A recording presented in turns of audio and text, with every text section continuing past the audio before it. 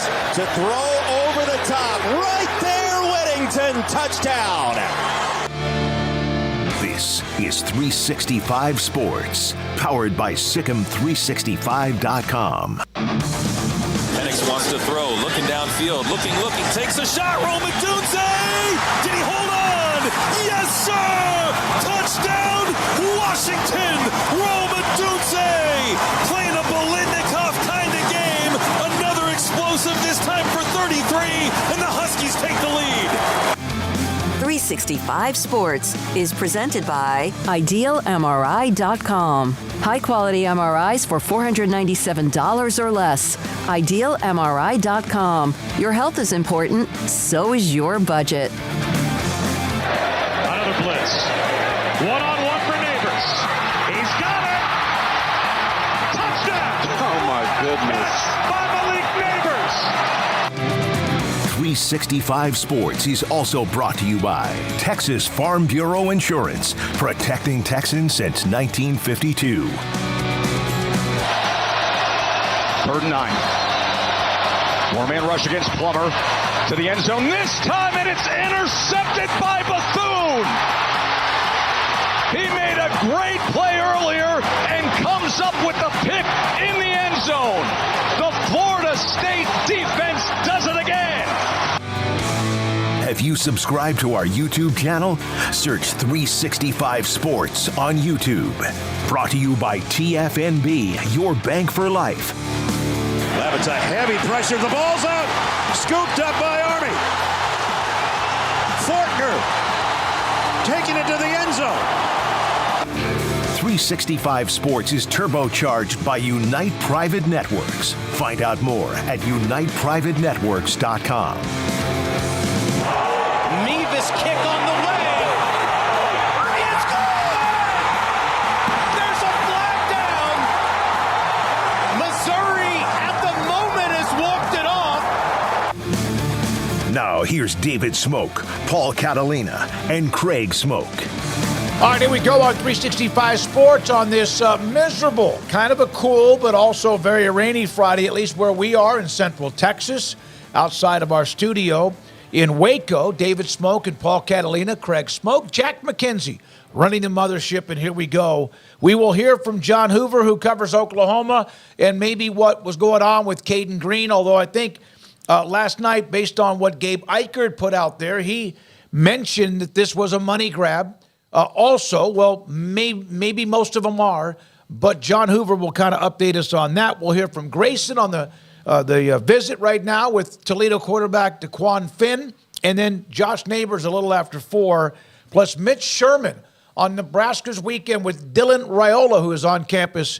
We'll discuss that, plus also that Texas-Nebraska volleyball game for the championship. Paul Catalina, Craig Smoak again. So here's Brandon Marcello, putting things into perspective. There are 400-plus players who have entered the transfer portal or opted out of the NFL or for the draft from bowl teams. Bowl teams. And he goes, how can you curb turnover? Lean into the problem rather than ignore it. It's probably time to make bowls pay players to stick around for a few more weeks. Otherwise, some games are just scrimmages. Yeah, that's exactly what they should do. Look, the college basketball is already doing this with the South Carolina stuff. There's NIL games all over college basketball. Football would be wise to look to basketball and how to do some of the things well. So the game that Baylor's played the last 2 years in South Dakota, total NIL game for the players. Keep doing stuff like that. And look, the bowls have the money. If they didn't have the money, they wouldn't be doing the bowl games. So, yeah, they need to start lining the players' pockets a little bit to make sure they stick around because, there's no benefit to a lot of guys to play in the bowl. The other thing you do to curb turnover is change the calendar. But that's a more complicated issue than just paying the players. Yeah, I think the calendar is now the big front and center topic this week as far as all the subjects sort of colliding into one and where they all sort of seem to resonate and where the big issue lies right now as the bowl games get kicked off this weekend of this subject right here. NIL comes into play, the NFL draft comes into play, all these different issues come into play. It's funny, though. It seems like the answer to every problem is pay the players now. Wait, you got pay the players. You got this, pay the players. You got this, pay the players. So maybe that's just the answer to everything. We're looking for other answers, and that's just the simplest one. So, yeah, I mean, we'll see how much of an issue it is throughout bowl season. How much do people notice? How much does it take away from viewership? How much does that matter in the long run? I don't know. But, yeah, I mean, for the how do you keep players in, I also think it's weird, though, like, not every player is the same. Like, I mean, the second string receiver in the Boca Raton Bowl is, not the same as the guy opting out of the New Year's Six type of a game, but they're all dealing with the same types of issues.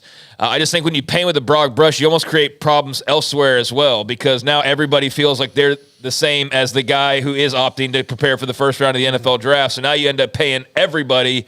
But like I said, maybe paying everybody is just the simplest answer. That seems to be the simplest answer in real life, right? Mm-hmm. You got problems, just pay somebody, and those problems go away or they get quieter or whatever. So maybe that would be the simplest solution here for those bowl committees to ensure that they're going to have the best players playing in their games that are not big time playoff games. But that's certainly one of the various issues that's floating around right now, and we're going to see how much that attrition carries over when we actually start to see these teams taking the field here starting this weekend. Yeah, because we haven't even seen a bowl game. We haven't watched a bowl game, and at 400 plus, we appreciate Brandon with that stat. I did not know it was that many, and learned a little bit about that. And then you want to talk about a guy that teased the fan base? Well, All-American. I'll say, paying players to – I don't know that solves the bowl game issue entirely. The transfer portal issue is still going to be there. Yeah. I mean – not if it's open in December. Right, but that's different from paying the players. So it's a combination of things, because you can pay them all you want to, but a guy still has to go in yesterday or today to get in there in time. And so that's I think the biggest thing, more so than the payment, although the payment's going to matter too.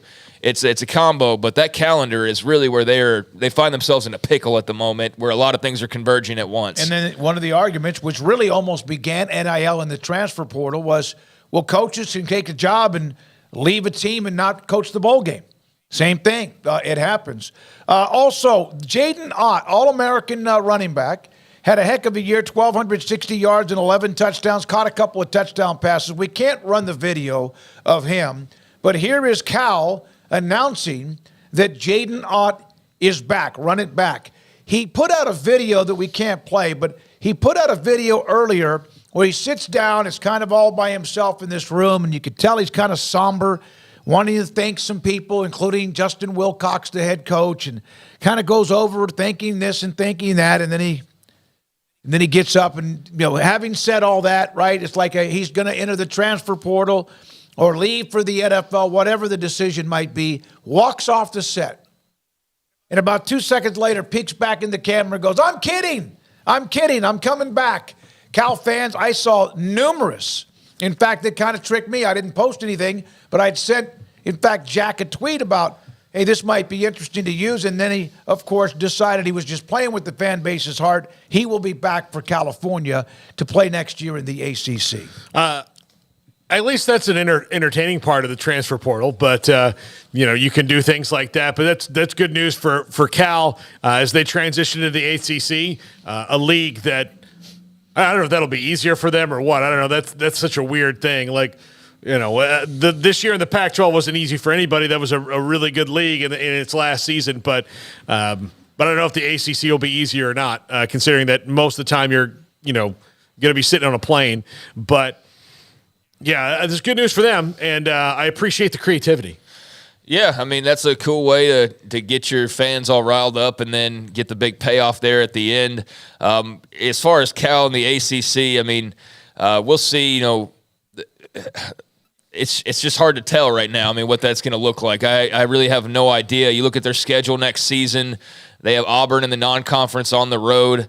So, there's a big marquee game there. But then, playing some of the Pac-12 familiars, like playing Oregon State again, who knows what that looks like. But then once they get into the real ACC schedule, it's just such a mix mash of SMU and Stanford and freaking then your original types of ACC teams. It's a weird collage of, I feel like, teams just sort of put together, right? It's just what you like auto-generate a schedule, and then that's what spits out on the other side. That doesn't look like it makes a lot of sense, but that's what realignment has brought us. This is a schedule like this. So, yeah, they're going to be crisscrossing the map quite a bit. Going to Florida State, going to Pitt, and then hosting like Miami, another week. So it's going to be really weird to see what their body clocks are like. Maybe that'll actually be a legitimate reason for something, not just some BS that Jeff Long spewed in the origination of the college football playoff to explain why they wanted rankings a certain way, certain weeks. But that's really good to get him back. He had 1,000+ yards, double-digit touchdowns. And this isn't a criticism. It's wild to me, like just today, how adept that young people are on social media, how much announcements have become like a part of life. Like everything's a big announcement and it's a production and but in this case, it's valid. It's justified because it's a big deal for Cal football. It's a big deal for him. And that's great. And he pulled it off. I can tell you that if I went to high school in this era, I would never have gotten a date to any prom because you've got to do this whole I can only imagine. Yeah. Big promposal thing that everybody can see on TikTok or is that the whatever. way it is now? Yeah, used to you just go up and be like, hey, would you like to go to prom? And then she says yes or no. But now there's got to be theatricality to it. Like the baby reveal, the like that stuff. I don't know. I would just be like, yeah, I'm not going to go. I don't feel like paying for a celebrity cameo to ask this chick to prom. Oh, my God. All right, so Caden Green, he's the former Oklahoma lineman that entered the transfer portal. It's created a lot of stir. What happened there? It all just depends on who you believe or who you read or what you've listened to. That's why John Hoover's going to join us today a little bit after 5 o'clock. But he has locked in a couple of visits. The freshman who played quite a bit for the Sooners on the offensive line is going to visit Oregon and also Missouri. Tell you something, Missouri, they got Kejuan Lacey, the running back out of, DeSoto earlier, Cedar Hill or DeSoto out of Dallas, who was committed to Nebraska. So they have made a nice impact. He went to Lancaster. The same thing, Dallas. I forgot about him when he decommitted to Nebraska. A great player, by the way. And Show Memo, you mentioned that. So Caden Green is going to visit Oregon and Missouri. And I brought up Lacey because Missouri really right now, they're in the middle of all this stuff. They're doing a pretty good job with what they had a 10-2 record in the regular season, played Georgia well. So Oregon, which was able to pluck Dylan Gabriel, will now try at least be one of those that gets Caden Green, the Oklahoma offensive lineman. Oregon is in on everybody, it seems like. I mean, they're especially if you are a big name guy, they're in on you. They want to talk to you, and they're just going to keep on. Like Dan Lanning's got something going there. If they can finally, I don't want to use the word Oregoning, but they kind of they get, and this is their history. They get really close to where they want to be, and then they just don't get there. And I feel like Dan Lanning is the guy who can get them over that hump, but and that's why he's going to go. They're going to talk to every single person that they can in the portal. It feels like. Yeah, I mean they seem to be really well built for this era of NIL, and now you got the move to the Big Ten. I mean they're really well positioned to go out there and try to make some history. I was thinking about this earlier in the year, but are they the only team that hasn't won a Natty that'll probably ever have a chance at winning a Natty again? Realistically, with the expanded playoff. Because I can't think of another team who hasn't won one yet that would be able to probably get through a 12-team playoff and go and win one. Yeah, I'd say need to look at a list of who has none to double check because you'd be like, well, this team, they won it in 1932, so they technically have won it. A&M's been. We've never seen it, but they have technically they have won one, so they would already be in that group. But teams who have not won one at all, I can't think of another team off the top of my head that has a realistic chance, if we're being honest with ourselves, in a 12-team playoff NIL world of going and winning a title. I think Oregon might be the only one. So you're talking about outside of that bubble, right? Yeah, a non-blue blood team. Yeah, I'm saying anybody who has not won a national title. That's the bubble. The bubble is teams have won a national title. The group who has not won it, they are the only team in that group that I think that I think might be, have an opportunity to join that other group. To be consistently at that level. No, win a national title. That, but you have to beat on the door a few times to have a chance to win it. I get what you're saying.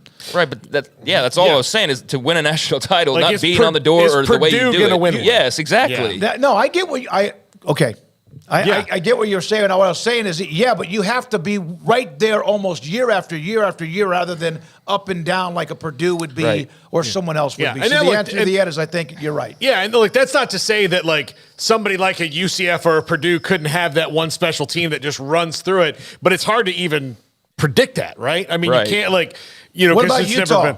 There you go. That's why I put it up for debate. Teams have not won it. But I don't know that I have faith that they're going to go win a 12-team playoff. So that's why I say Oregon is the only one that comes to mind that seems built to be able to get in there and have all of the things at your disposal to go and be able to go and win a 12-team playoff world. Paxton said Washington, they did win it with Don James back in, 1990 with Steve Entman. So Washington has a national championship. So, but if you look at all, and I would look at the Power Five or whatever they're called now, teams.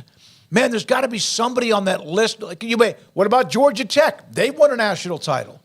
Most of them probably have, but to sit there and find one that has probably more of an opportunity than Oregon, Paxton, Oregon State. What's going to happen with that? I mean, you really think they're going to win a national title anytime soon? Oregon State, honestly, I mean, I don't. I mean, could they win the Pac-12 first or whatever? It's no disrespect, but that's why I said, like, being honest about it, a 12-team playoff, there's a lot of teams that may think they have a chance. They're not going to have a chance. So barring them getting into a conference first, making the playoffs one thing. I'm talking about winning a national title. I'm not talking about knocking on the door. I'm not talking about like getting there and getting close. I'm talking about just period, point blank, however you do it in whatever year you do it, just winning a national title. I don't see a path for Oregon State to roll through a playoff and get that done right now. Utah, maybe, I could sort of see that one a little bit more, but Oregon's going to be in the Big Ten with Big Ten money, with all the facilities and disposal. And so that's why I say, a chance to win a national title, they're the ones that just seem to jump out and have the makings of those who haven't done it yet. Of a program that has never won it. That's the thing. Some of you are putting up schools that have won a national title before. Even A&M, they won one. It's been forever, almost 100 years, but they do have a national title. Chris, everyone should be happy and rejoiceful for college football starting up again. Yeah, it's nice to go and start to see some games. Couple of other transfer portal notes or players coming back. Elijah Roberts was named on some of the All-American teams from SMU, has made the decision to come back and play for SMU as they open up their newfound home in the ACC. 10 sacks on a part of SMU's top 10 defense. Paul, you threw this one up here last night. Florida Atlantic wide receiver LaJohntay Wester has entered the transfer portal, 1,168 yards, number 2 in the nation in receptions this year with 108. He now is available. Yeah, 108 receptions. He's going to get some looks. He's good. He's a good player, and he's trying to make that move up to the top 5 or to the power. Whatever, we'll just call it Power 5 for right now. I don't know what to, Power 4, Power Conference football. He's going to be able to do that. It'll be interesting to see, where he lands. But 108 receptions is no small feat, through a 12-game season. So he's 12 short of 10 a game. So he is someone who you can feed the rock to and move the chains. Not a huge, good yardage, not maybe 108 receptions yardage that you would see, but really good stats. Someone should be interesting to watch, especially for wide receiver needy teams in the portal. And did that with Tom Herman there at FAU. UC Realist, I know I have to say this. UCF was recognized by the Colley Matrix as a national championship team. It's the second time I've heard that this week. Is that right? Yeah. That's the second time I've heard that this week because I did mention when we were having our debate about Florida State, boycotting or winning and putting up, I don't want Florida State to claim a national championship. I don't. I think it plays better for them if they don't in the long term. But because they've actually won 3 other ones before. So it wouldn't be their first one like it would have been UCF's. But yes, a friend of mine, John, who's a big UCF fan, I met him when we were in Orlando. He was one of the sponsors of the trip, put up Jack in the hotel. He said, yes, he let me know about the Collie Matrix, which it is an official thing that, in the rules you can claim a national title if some recognized thing has given it to you. And the debate is, should the Collie Matrix have been recognized? If you go to any football program and go to their Wikipedia page and you type in national championships or you look for national championships, there's under a list of claimed national titles, unclaimed national titles, and you also will find some that the Dunkel Index or the Sagarin rating, or in the case of Collie Matrix or others, and those are ones that are not recognized, no matter what, recognized among what were either the AP or UPI, and now, of course, you have one and have had one for quite some time with the BCS, and now with what you have with the college football playoff. Jack just sent this tweet to me from Greg Biggins of 24/7 Sports. Malik Murphy has visits set up on today with Duke, tomorrow at Baylor, okay, and then the 17th, which is he's traveling a lot with Oregon State. Wow, we're going to have Grayson on here in about 25 minutes or so on the DeQuan Finn and his trip, the Toledo quarterback, and how's that going? He's been on the Baylor campus, and I thought was not going to leave until tomorrow, whether he has a decision made or not. Now, we know about Oklahoma. They've had players who have left. They've also added some. Brent Venables was asked about the transfer portal. We have benefited from the portal more often than not. We've benefited from guys that are starters from where they're leaving. They've left rosters where they were starters and are having good careers. So I'd be hypocritical if I said it's bad. What I like about college football is it teaches you how to have some stick-to-itness. This is opposite of that in some ways. Things aren't going your way. You feel free. You pack up. You roll down the road. That's cool. Everybody has an opportunity. I want to create a connected, healthy environment that is way beyond the X's and O's, tackling, catching, blocking. That's who I've been since the day I got here. I've lived a career that way, so I'm not going to change in that regard. Doesn't mean they're not going to get in the portal because they've done it. But that was basically with Caden Green and some of the players who have been leaving. Yeah, that's great. I mean, it sounds like every other coach that's talked about the transfer portal and said, kind of the same sort of things, that we're not going to change our approach and, this and that. So, I mean, it is what it is. Caden Green wanted to go get money. Let's stop dancing around it and just put it out there like Gabe Eicher did last night. And you know what? It's not that big of a deal. I mean, if the rules are the way that they are, then so be it. But the hand-wringing over every time a guy decides to leave a situation to go into the portal, I mean, I feel like we're kind of beyond that at this point. But, Oklahoma fans understandably are upset and crying for tampering and, okay, well, you're like chapter 25 of the teams that have gone through something similar or have, had to deal with some type of tampering over the last few years. So it's just until you change it, it's going to be that way. And even Oklahoma is going to be on the receiving end of some of those types of decisions. And it's unfortunate, but yeah, you can't change the program for Caden Green. So I think Venables said what he kind of had to say to,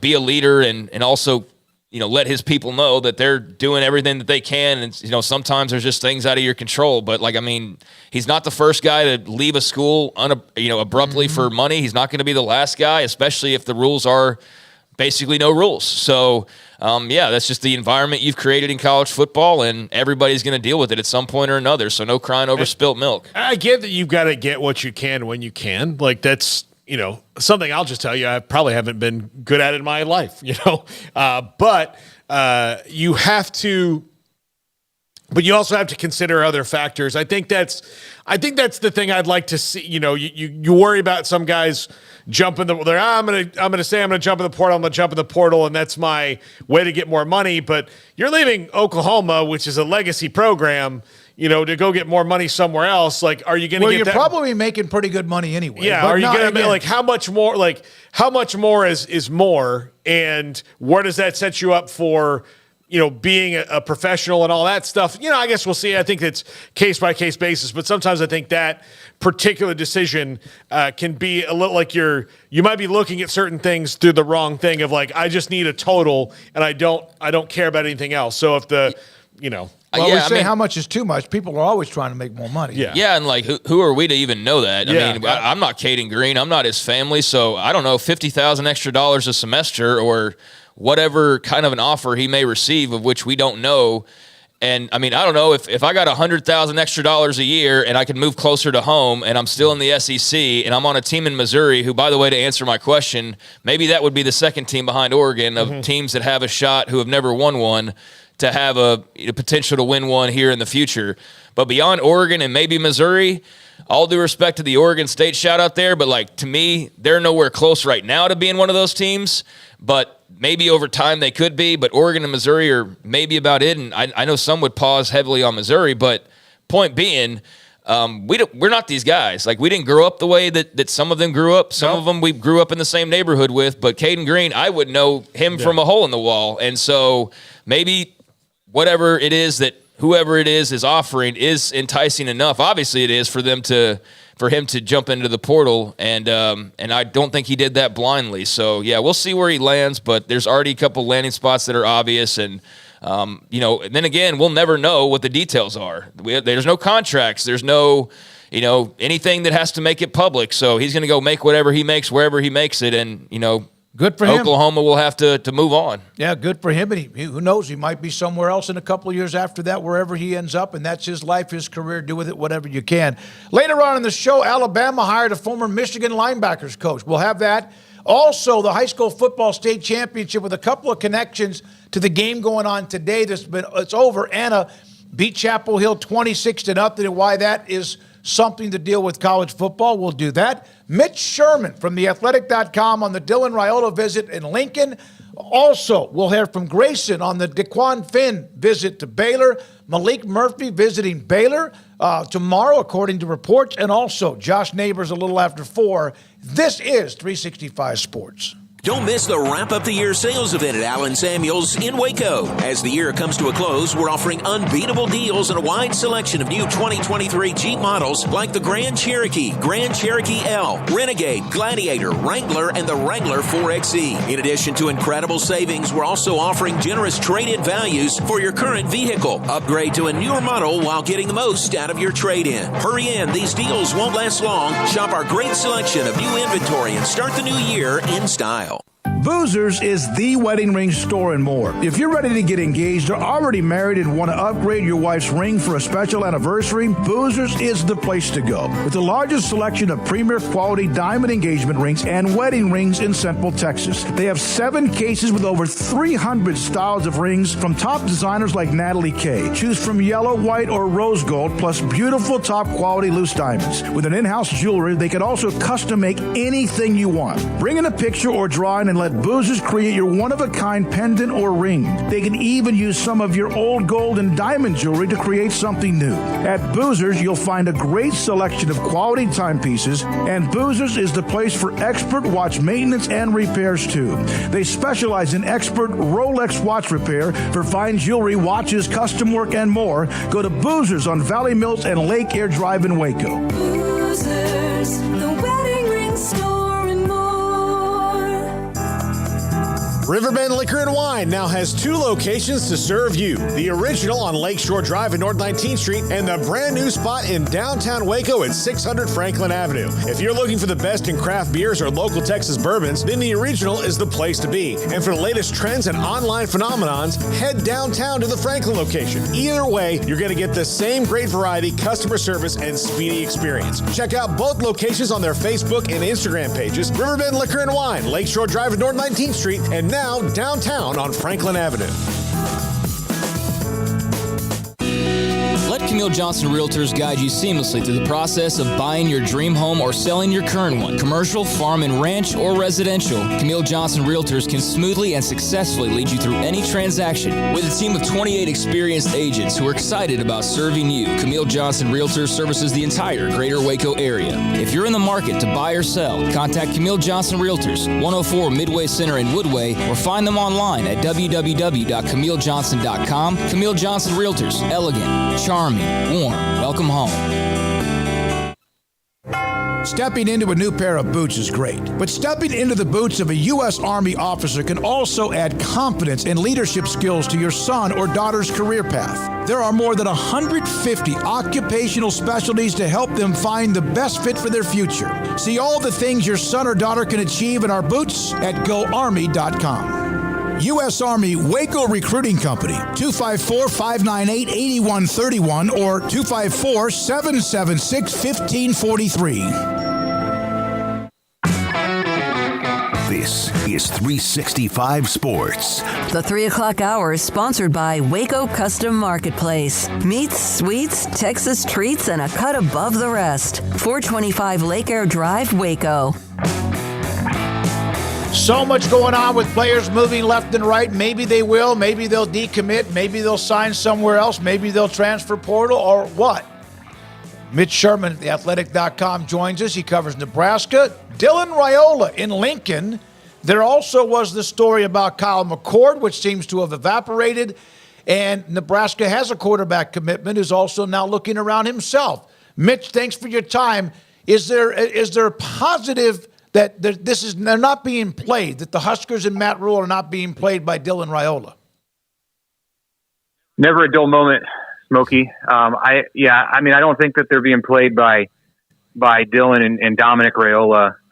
When you consider that Dominic's father is a former All-American at this school who has stayed very much connected with the program in the 2 decades plus since he has graduated and enjoyed his NFL career, and his brother Donovan, who's Dylan's uncle, is the offensive line coach. So, no, that's certainly not what's going on here. I mean, there's genuine interest and intrigue on the part of the Raiola family, which has felt a pull to Nebraska.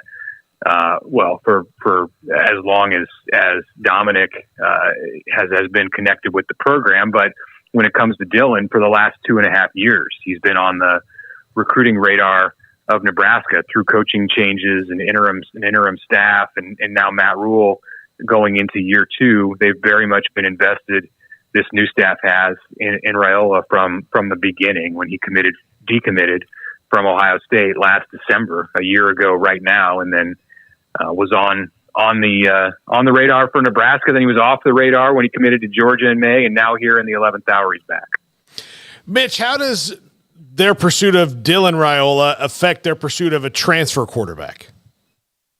Yeah, I think it just pretty much ends the pursuit of a transfer quarterback, at least in this part of the off season. We'll see where they're at with QB depth. Okay, first of all, we're jumping past the what needs to happen for them to feel okay next week, and that's that Dylan Raiola, who's visiting Lincoln right now, flew in this morning from Georgia, that he does in fact go ahead and flip his commitment to Nebraska, signs with Nebraska next week, and then enrolls in class and is a part of this program in January. If you get to the spring, they've got 2 returning quarterbacks on scholarship who started games this past season. There were 3 who started games. 1, Jeff Sims, is gone to the portal already.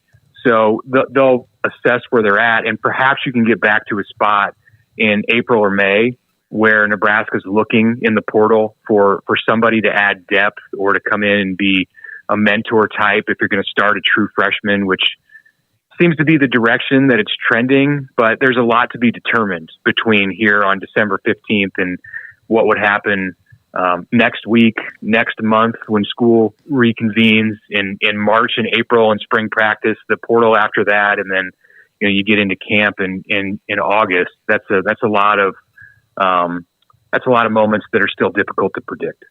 Mitch, Nebraska finds itself there in kind of top, the 20s, the top 25 of the recruiting rankings as it stands right now, obviously would get a big bump from a guy like Raiola. But what's the feel around Matt Rule's recruiting, and how does it stack up compared to recent years?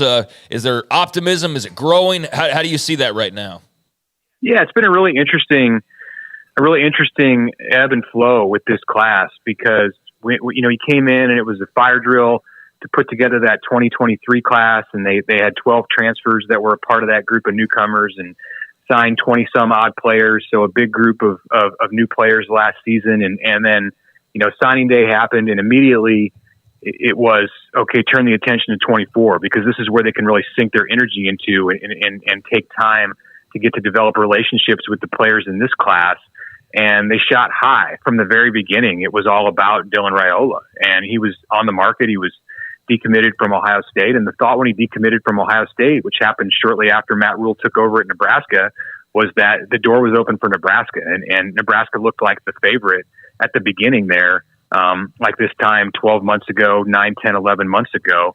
And there was a ton of excitement and energy, not just around Raiola, but around the guys that he enticed to come and visit Nebraska in March last year. They had a weekend in March where Raiola was like the centerpiece of the recruiting weekend, but there were 4- and 5-star players from all over the country, like Ryan Wingo, the receiver from St. Louis, who's committed to Missouri, like Brandon Baker and his teammate Nate Frazier, offensive lineman and running back from Santa Ana Mater Dei, who are highly ranked players, and others too. And really, when Raiola pledged to Georgia in May, Nebraska had to reinvent the way that it was handling this recruiting class, and they went and got a local quarterback who you mentioned a few minutes ago, Smoky Daniel Kalin out of Bellevue, Nebraska, which is Omaha, and built the class around him with Midwestern kids. And there's a couple of top 100 players in it. It's a good group. It compares somewhat similarly to the kind of classes that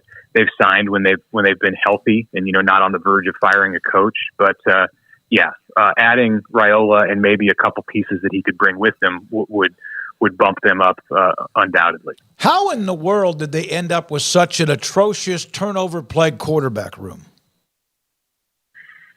Well, first they lost Casey Thompson, and that's where things started to go wrong in retrospect.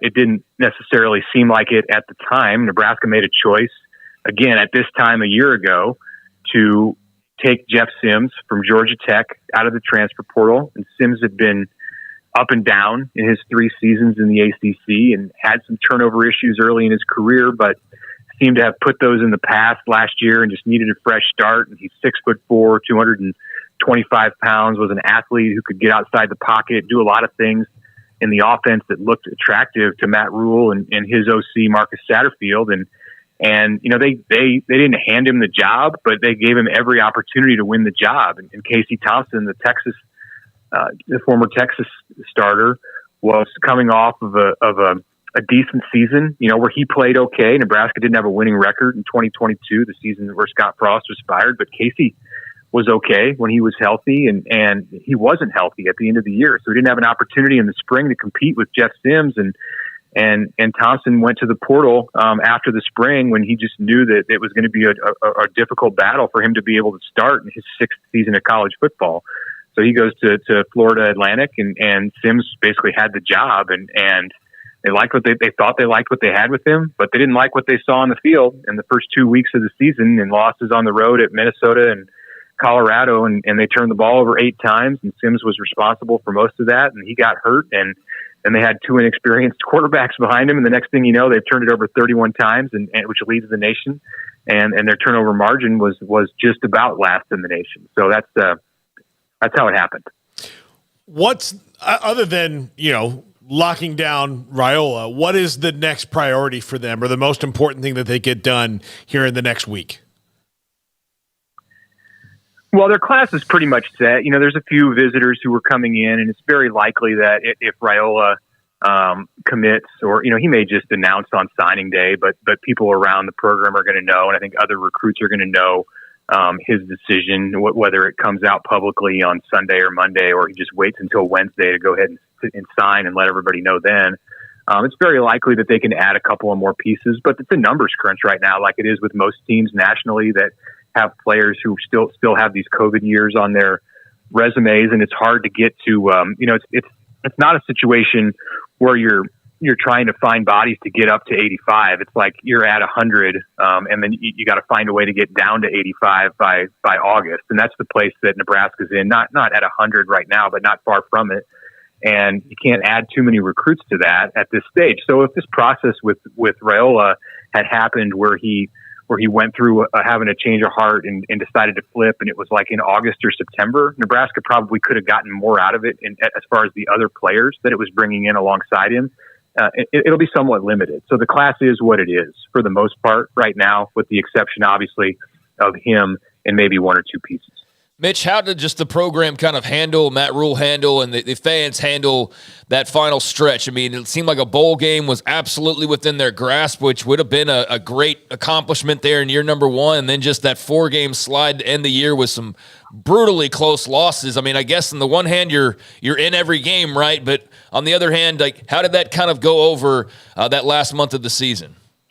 Yeah, the fans and the players have been through that before, and they went through it during the Frost years, where you had close games and the rally cry was, hey, we're close. And so that doesn't really resonate that much. They're not really into losing close games. That's not the desired outcome. And there's not a whole lot of happiness that comes out of that, especially when it was the situation that you mentioned in November where Nebraska gets to 5-3 going into the month. And it's just going to take one more win. And, Matt Rule saying, hey, I don't just want to get bowl eligible. I want to win all the games. And they're like, okay, well, hey, let's go 9-3 or 8-4. And you end up 5-7 with November featuring November and the last part of October featuring. Actually, they stayed on. They were unbeaten in October, so it was all in November. Three losses by a field goal, and then another one in overtime at Wisconsin. And they all went down to the wire. The Iowa game at the end, where you still had hopes of getting to bowl eligibility.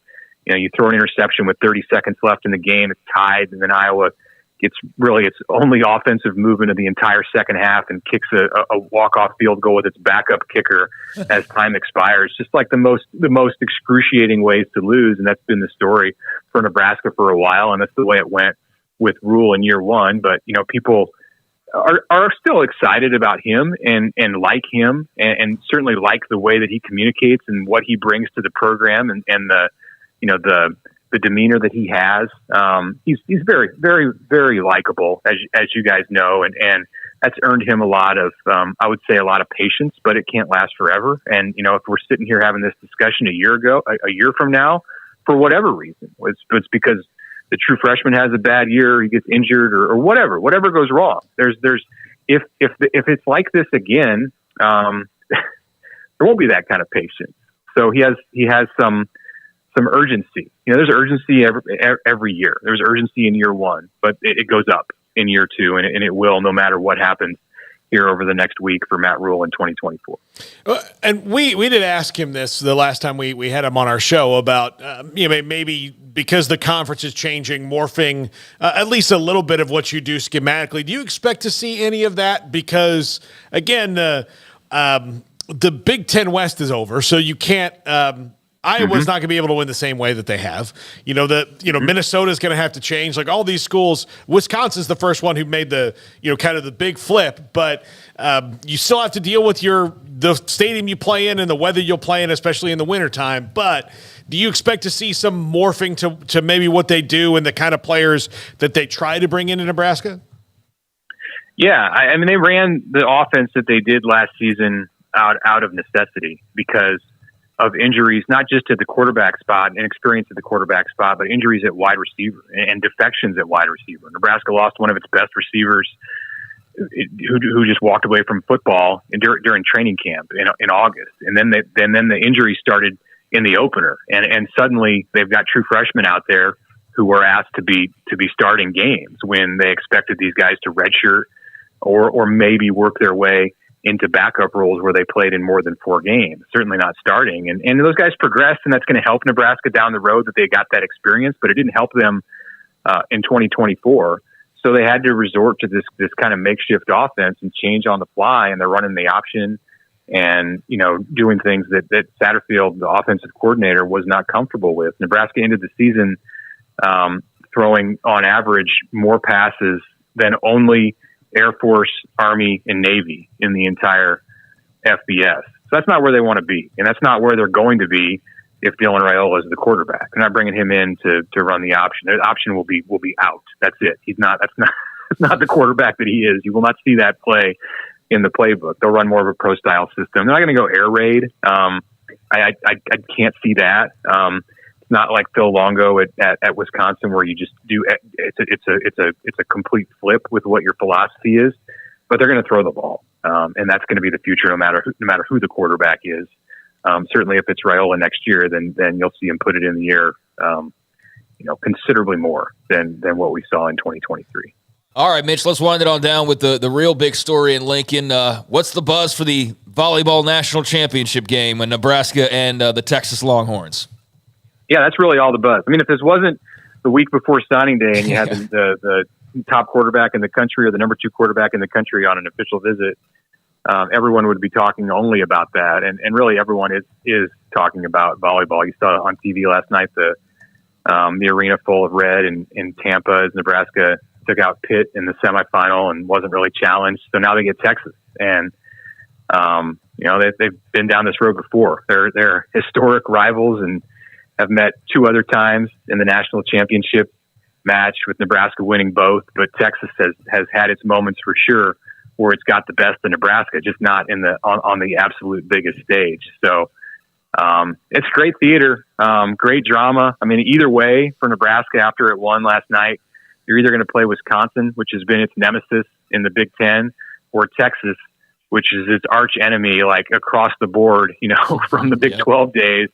And volleyball is at the top of that list. So, there's going to be a lot of people watching, I would imagine, on Sunday in your state and in the state that I'm in, and probably around the country, just because of the entertainment value and the storylines. And this is a team, this Nebraska team is one that has for sure captured the imagination and the hearts of all Nebraska fans, from the beginning of the year when they played in front of 92,000 people at the football stadium all the way up until this weekend in Tampa. Mitch, thank you. There'll be like 19,999 whatever in attendance. They'll have massive ratings. Texas, the defending champion. Obviously, with Skinner, she's fantastic. Unless they're the defending national titles, the number 2 seed. They're playing for the national title against Nebraska, who has been number 1 most of the year. They beat Wisconsin, but also were swept by Wisconsin, who Texas just hammered, and they did last night in the semifinals. Coming up next, Grayson Grundhafer on how is the visit with DeQuan Finn going. This is 365 Sports. Yeah, I got one thing before we go, though, and thanks to Miss Sherman, but the courts out west ruling on the Oregon State, Washington State situation. There was the big review to come on whether they were going to have the stay still in place, and that was basically right that Oregon State and Washington State had basically won control of everything, but then there was that stay that said, well, you can't make a decision and, do anything without it being massive, full approval of the former 10. So then today there was expected to be a decision on that decision and just moving forward what that's going to look like. And the Washington High Court, per John Wilner, has denied the request for a review, and the stay is lifted. So that means that Washington State and Oregon State are now moving forward, and they are in control once again. And there's a lot of other particulars to it, but basically Washington State and Oregon State won this round, and now they move on, and what they move on and what that looks like. Still need to sort through some of that, but this was a big decision today for them. Yep, there you go. That was something that Mitt Winter, who's not Texas, but a sports law advisor, he put that out there yesterday along with many other things. We'll get to more of that as well, and that thing continues to be like a pickleball or tennis court, back and forth, back and forth. When we come back, Grayson Grundhafer, this is 365 Sports. PettyClinicalOT.com, Dr. Kent Petty can help you become the high-performance man you want to be, need to be, and used to be. If you're 25, maybe 30, even 35, perhaps that's not a problem. You might be 45, everything's good, then all of a sudden everything starts to change. Your energy's not the same. It's Father Time. Things happen. Some have issues with their, I guess you could say, cholesterol. blood pressure. Some have issues that just kind of come with whoever they are and what the DNA might be. But also some have problems with testosterone dropping. And when your testosterone level drops, there's a lot of things that can go with it. For example, you could also gain more weight.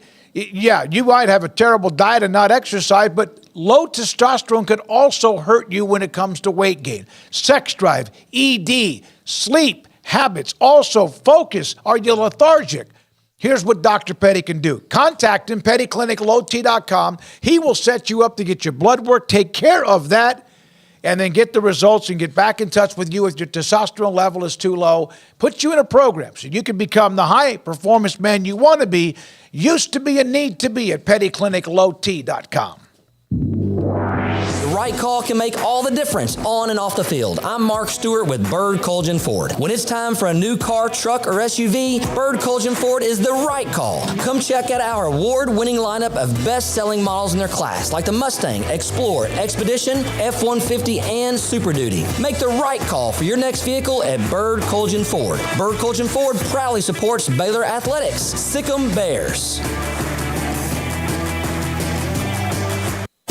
At Ideal MRI, we feel blessed to be part of the Waco community. We're a small family business here in Central Texas. At times like this, the cost of healthcare has never been more important. And unfortunately, significant illnesses and injuries still occur. And that's why Ideal MRI is open and here to serve you through this difficult time. So if you need an MRI, ask your doctor about Ideal MRI. You can schedule online in minutes at idealmri.com or call 833-IDEAL-MRI.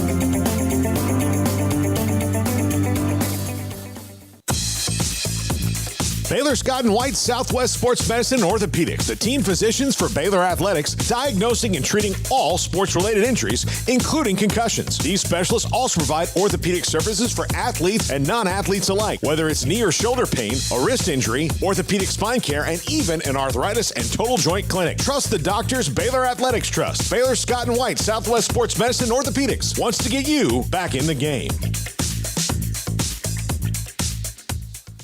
Waco Custom Marketplace, 425 Lake Air Drive in Waco, is your holiday item superstore. Half spiral hams, 8 to 10 pounds for $4.45 a pound. Pit hams, 12 pounds for $4.45 a pound. Bone-in hams, 18 to 22 pounds for $3.40 per pound. Whole raw turkeys from 12 to 16 pounds for $2.50 a pound. Whole smoked turkeys, that's smoked turkeys at 9 to 12 pounds for $3.75 a pound. And mini pit hams, 6 to 8 pounds for $5.99 a pound. And don't forget, they have full service butcher shop where you can find what you want: pork, poultry, seafood, and beef. And I bring up the beef because big beef tenderloin or a prime rib. Brian Bauer and the Bauer family, full service bakery with fresh baked kolaches every morning and bread and cold beer and wine. Tailgate needs from pellet fuel to charcoal. Waco Custom Marketplace and the holiday items, 425 Lake Air Drive in Waco. This is 365 Sports, powered by SicEm365.com. Enjoying the show? Hit the like button and subscribe. Here we go, this late 3 o'clock hour. Grayson Grundhafer, SicEm365.com and 365 Sports, follows like a hawk recruiting, the transfer portal, and much more, and joins Craig and Paul. I'm David Smoak. Grayson, have you had any kind of feedback whatsoever on DeQuan Finn at Baylor University, the quarterback out of Toledo? You know, not a ton quite yet. Now, remember, he's going to have his visit through tomorrow afternoon. So he will have been at Baylor for roughly 3 days, kind of like a normal official visit would be for a high school recruit as well. But yeah, nothing substantial yet to report on kind of anything other than, you know, the same that you would hear, the visit's going well, things like that. That's about it. But obviously some very intriguing news that came out today, which I'm sure we're going to talk about just literally like 30 minutes ago about Malik Murphy. But I think right now it's important to remember that, you know, Baylor bringing DeQuan Finn on a visit first. He's the first quarterback to take an official visit to Baylor since the transfer portal opened. He's also the first offer that they put out at the quarterback position, and technically the only offer until I believe about 30 minutes ago. But yeah, this is a very interesting situation. And Finn, obviously a very, very good player, the MAC player of the year this past season. And it's been really, really good the last 3 years. Honestly, I know a lot of people just talk about this past year, but he's got a lot of reps behind him, a lot of experience behind him, which makes you, really optimistic about what he could bring to the table at Baylor for his 1 year of eligibility. So Baylor's definitely looking at him and definitely making him a priority right now on this trip. So if it comes down to it, Grayson, who would they rather have? Yeah, I think that is one of those questions that I think is hard to answer at this very moment, just because you got to remember Murphy entered the portal yesterday. I mean, this was a quick turnaround and process for him to decide where he was going to visit, to try to get visits in before the dead period on Monday. And he put down 3 of them. I believe it's Duke, Baylor, and then Oregon State's the third. I think that it's still up in the air. I think as of right now, I would probably think that Fenn is probably the fit, just because you would have, him and Sora Robertson kind of stack these next 2 years. But on the flip side, guys, Malik Murphy, a physical specimen, a guy who's been working with Steve Sarkisian for 2 years now, a guy who's 19 years old still at this very moment. He doesn't turn 20 till February. Just thinking about his talent and thinking about what he could become, the ceiling is very, very high there. But I do think that you're obviously taking on some inherent risk if you're going to bring in someone who's, only really played, a handful of meaningful snaps. 2 games this past year is really the only, substantial evidence that you have about, who he is and what he is currently, even if you think the future is really, really bright for him. Were you shocked to see that Baylor visit come across social media a few minutes ago, or were you kind of expecting that maybe they could be involved? I think the bigger shock for me was that Baylor got the official visit before the dead period. I kind of felt like they might bring in another quarterback later, kind of see what happens with Daquan Fenn, and then go from there once things reopen after the dead period and at the very beginning of January. I was a little surprised to see them get another quarterback on a visit so quickly, but I do know the staff is working tirelessly to try to get guys that they want on campus these next couple days. So it's going to be, fast and heavy. They got one of their priority offensive linemen on campus today. There's just a lot of moving parts and a lot of time and effort, I think, being put into getting guys that they want on campus right before this initial dead period to maybe, add some commitments before things close up for a little bit. You think it would be disappointing if they didn't come out with a quarterback this weekend and or at least 2 or 3 transfers? Yeah, I think that's probably where I'm at now. Because if you're getting 2 cracks at quarterback and, both of them having taken at least 1 official visit before Baylor, I do believe that now you're in a situation where you should be able to pick which one you like more. You should be able to make that decision after tomorrow and hopefully land one of them, right? Because, it's 2 sides there. Baylor can want their top guy all they want, but then on the flip side, does that player want to go ahead and make a decision quickly? My hunch is that, both these guys are trying to take this process pretty quickly and find their next landing spot. And so I would guess that Baylor's probably going to figure out who their quarterback is or who's going to be competing with Sora Robertson for that starting quarterback spot by the end of this weekend. And then obviously, yes, I do think that they should land a couple commits over the weekend as well. It'd be pretty disappointing if they didn't. Grayson, what do you think is the next domino to fall outside of quarterback in the transfer portal? Yeah, a rather interesting one that I think is maybe kind of a little bit of an obvious one, but I don't know if y'all caught this, but UNLV transfer safety Cameron Jenkins entered the portal this week. And he's on official visit to Baylor this weekend. And of course, he's the twin brother of Caden Jenkins. And Caden posted something on his Instagram earlier this week with his brother in it. And it just kind of seems like that could be something that is in the works to have both Jenkins brothers on campus at the same time, which would be rather interesting. Cameron had 32 tackles at UNLV this past year. He plays safety, which is a position that Baylor needs to address in the transfer portal. It almost makes too much sense. So I do think that could be maybe the quickest domino to happen, but I do think that there's some other guys out there. Baylor's done a really nice job, I think, in this early part of the transfer portal, getting guys that they want on campus. And now we'll see if they're able to close the deal and see if they're able to, add some of these guys, to a commitment list before the dead period begins. Baylor's got their O-line coach. I was planning on asking you about that, but then I remembered that there was a tweet I saw last night from one Alex Foster, longtime Baylor commit, that let it be known he would be visiting Austin this weekend, and Texas has long been a threat there. I know that previously you said you wouldn't be too worried about it unless he's scheduled a visit. Well, he's scheduling a visit the weekend before National Signing Day. So what are your thoughts on Alex Foster and this engagement from UT? Yeah, this is a huge turn, right? Because I think the more that we kind of talked about, Alex, and the more that, we got past that initial wave of Texas interest, we started to see he took a visit to Baylor, got really excited, was all in with Baylor, came to another game before the end of the year, was all in with Baylor. And now, just yesterday, I was literally exchanging messages with him, and he said he wasn't sure if he was going to sign even, and sign meaning sign in December even. And so, we talked about that a little bit, and he said he's going to take, obviously, this official visit to Texas.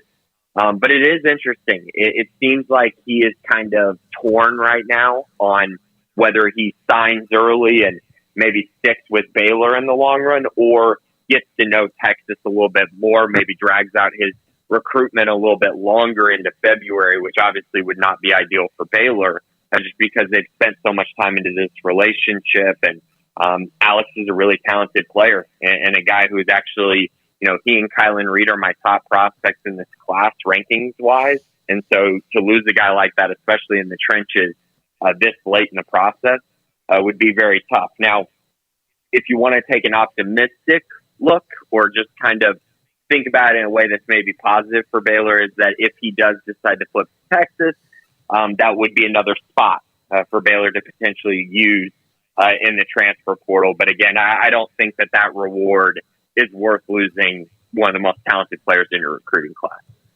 Grayson Grunhaver, 365 Sports. Of the two that are on campus right now, Robertson and Martinez, who's now on scholarship, which of those two fits what Jake Spavital wants to do, no matter who else might join the fray?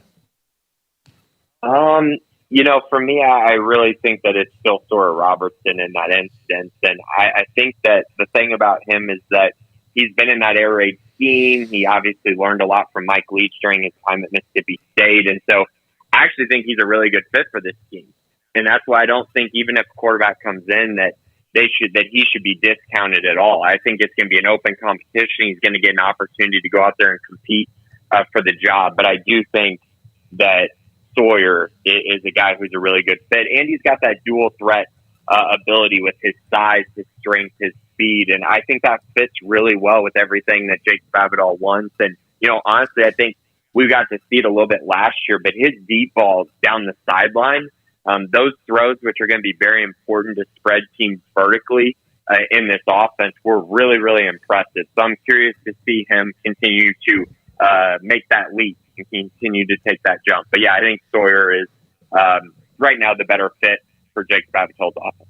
Thank you, man. Appreciate it. Grayson will be tied up with all those text calls, et cetera, when it comes to Finn, to Malik Murphy with official visit coming up tomorrow, and then also with a lot of others. And normally, let's be honest, that Texas, when they jump into somebody, whether it's a little bit of interest, if it simmers or it's lukewarm, but when they get involved, what would you say the percentage that most likely they're going to end up with that player? Like 95%. Yeah, I think so. I don't expect Alex Foster to make it past the weekend as a Baylor commit. I mean, that's just me personally with no absolute insight whatsoever. And if he does, then, good for them. But not trying to be pessimistic about it either. Just trying to be realistic about it. I mean, he's going down to Austin the weekend before National Signing Day. They're playing in the college football playoff. They got NIL money. falling out of every orifice on their bodies. I mean, and it's a big recruiting weekend, so he's going to get wowed and wined and dined. And if he gets out on the other side of that and still decides to sign with Dave Aranda and company, then what a massive monumental win that would be for the Bears. But I'm not going to bank on it or hold my breath that'll be the case. So we'll see. It's part of the late recruiting cycle drama that we get every single year. It just so happens that that's now a storyline as of last night that has become front and center for the Baylor program. But yeah, we'll see on that. And going back, just to follow up on kind of what I had to squeeze in there before we got to Grayson, with Washington State and Oregon State. Again, the Washington Supreme Court has denied a request to review the Oregon State-Washington State lawsuit with the former Pac-10 members, or soon-to-be former Pac-10 members. So there was a stay. That meant that all of the full control that they had originally been awarded, the money and the network and all those things, was basically put on pause. It was a stay. And that has now been overturned. So full control of the conference is now in the hands of the Beavers and the Cougars. And that means all of the assets and the money and all those different things. Now, John Wilner did follow up and say that they still have to act within reason. Like, they can't just start, going crazy and spending, doing crazy stuff with these assets. But that's a big win for them. That's a big win for them. That clears up their future in terms of the money that they'll be working with and how enticing that might be to others. And we know now, as of yesterday, they've got their full Mountain West related conference schedule put together. But beyond that, like we talked about, like, they've only planned for a year. And we know the basketball is now working on getting their 2024 schedule. But this was the big hang up in everything, was where are the assets going? Where's the money going? Who's in control? All those things. So based on this, that is now fully Washington State and Oregon State. They are the Pac-2. They are in control of the Pac-2 conference and whatever that is going to look like. So yeah, it's a very big day for the Cougars and the Huskies. All right, man, it's a constant back and forth, like a tug of war. And who knows what it might be by sometime this time next week. All right, when we come back, a lot more to get to. Josh Neighbors, with his show he does here on the show, The Neighborhood Watch, and his thoughts about what's going on with the transfer portal, but also with college football as we're about to hit, finally, thank God, some games coming up this weekend. This is 365 Sports. Ideal MRI. I had a scan the other day. It's one of those full body scans from head down to mid-thigh. And I was like, uh-oh, this is one of those things where you feel like you're getting buried alive because you have to get into one of these tunnels. It was really a very, very smooth.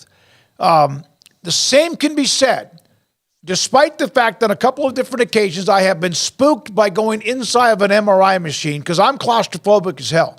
But I have never had that problem at Ideal MRI. And I'm not saying that because they're a sponsor. They became a sponsor because I've endorsed them even before then, because I've used their company. They're going to find out what is bothering you, whether it's a muscle, a ligament, or something that shouldn't be where it is, or maybe find out, well, there's nothing there, so that's not a problem. Unless there's something that should be there that's not there. $497 or less every single time. The average MRI is $1,100.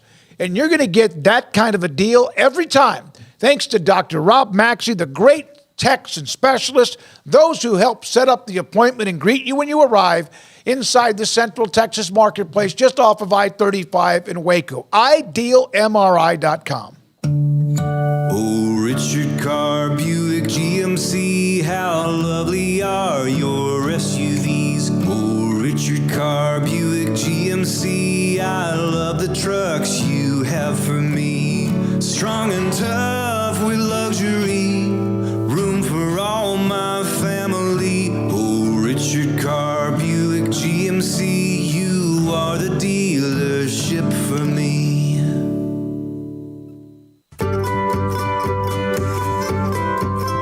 You want to know why Stonewood Dental is so successful? Listen to what happy customers have to say. It's pleasant. It's different than any other dentist office. I really feel like they care. And it's not that you're here for 2 hours waiting on someone to take care of you. It's quick and easy, and I bring my kids, and my kids love being here too.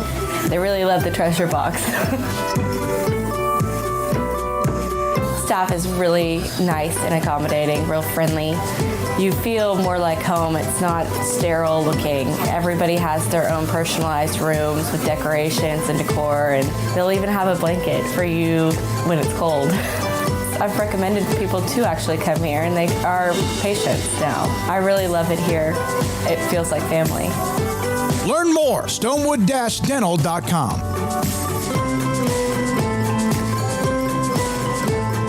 TFNB Your Bank for Life is the official local bank of Baylor Athletics. Find out why more Central Texas are making TFNB their bank for life. Sign up for our Edge checking and savings accounts to earn interest or cash back. With 5 convenient locations and an award-winning mobile app, banking has never been easier. TFNB, your bank for life. Member FDIC. Three Nations Brewing Company has 16 different beers on draft with a new beer every Friday. It also offers 2 air-conditioned tap rooms, a large indoor beer hall, a second-floor mezzanine offering a great overview of the brewing company and equipment and patio where you can relax under the shade. Plus, you can now experience the new Three Nations Beer Garden Grill on our shaded patio. Grab a cold beer and enjoy a bite from our freshly prepared and delicious menu. Street tacos, quesadillas, freshly cooked burgers and dogs, and veggie burgers too. Nachos and so much more, all prepared and cooked on site. So come visit the award-winning Three Nations Brewing Company on East Vandergrift off I-35 in Carrollton.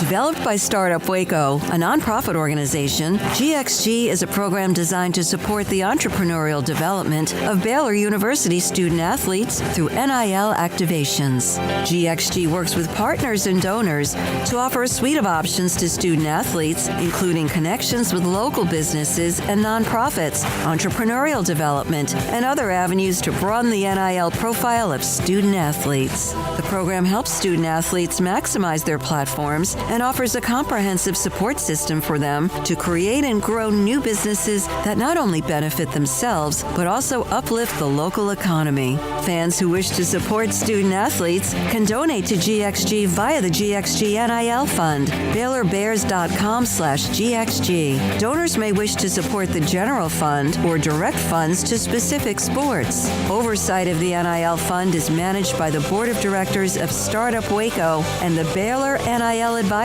Council. GXG is a program of Startup Waco, a tax-exempt organization under Internal Revenue Code Section 501c3. Donors should consult their tax advisors regarding the tax deductibility of donations to GXG. Contributions to support NIL activations through GXG can be made at BaylorBears.com/GXG. For more information, follow @GXG_GreenXGold on social media and visit the official website www.gxg.startupwaco.com.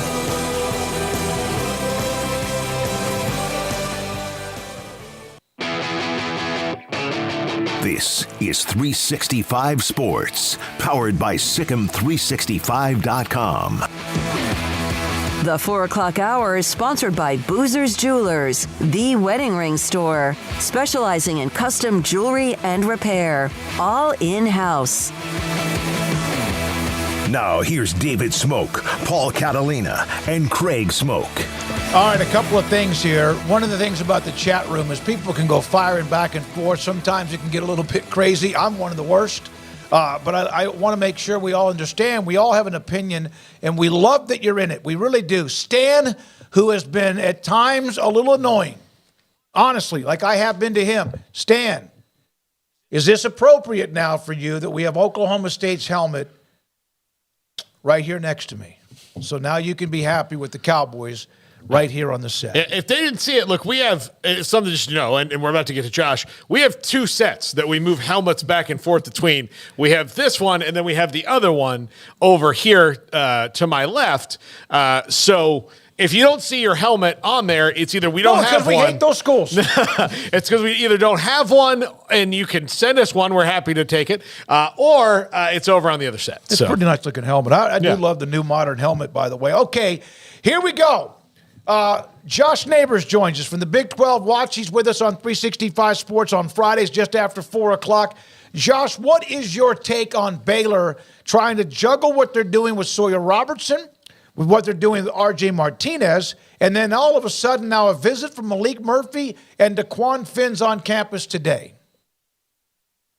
Yeah, thanks for having me on, guys, as always. Well, the one thing we know about this business is it's a talent acquisition business, right? You can never have too much talent on your team. And I think look at the NFL right now. Look at the amount of backup quarterbacks that are currently playing in the NFL. Like, if you can have depth at the most important position, and arguably in pro and college sports, the quarterback spot, that's good. I think obviously for Baylor, the big thing is it's nice to have options, and they have to find the right option.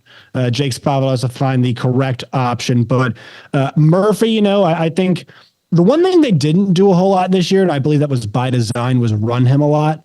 We've heard about how athletic and he can scoot a little bit, but I think because he's the backup, obviously, and they don't have a ton of confidence yet in Arch, which once again, he's 18 and 19, right? So I think they wanted to make sure they protected the quarterback there. So that's kind of the element that I'm wondering about.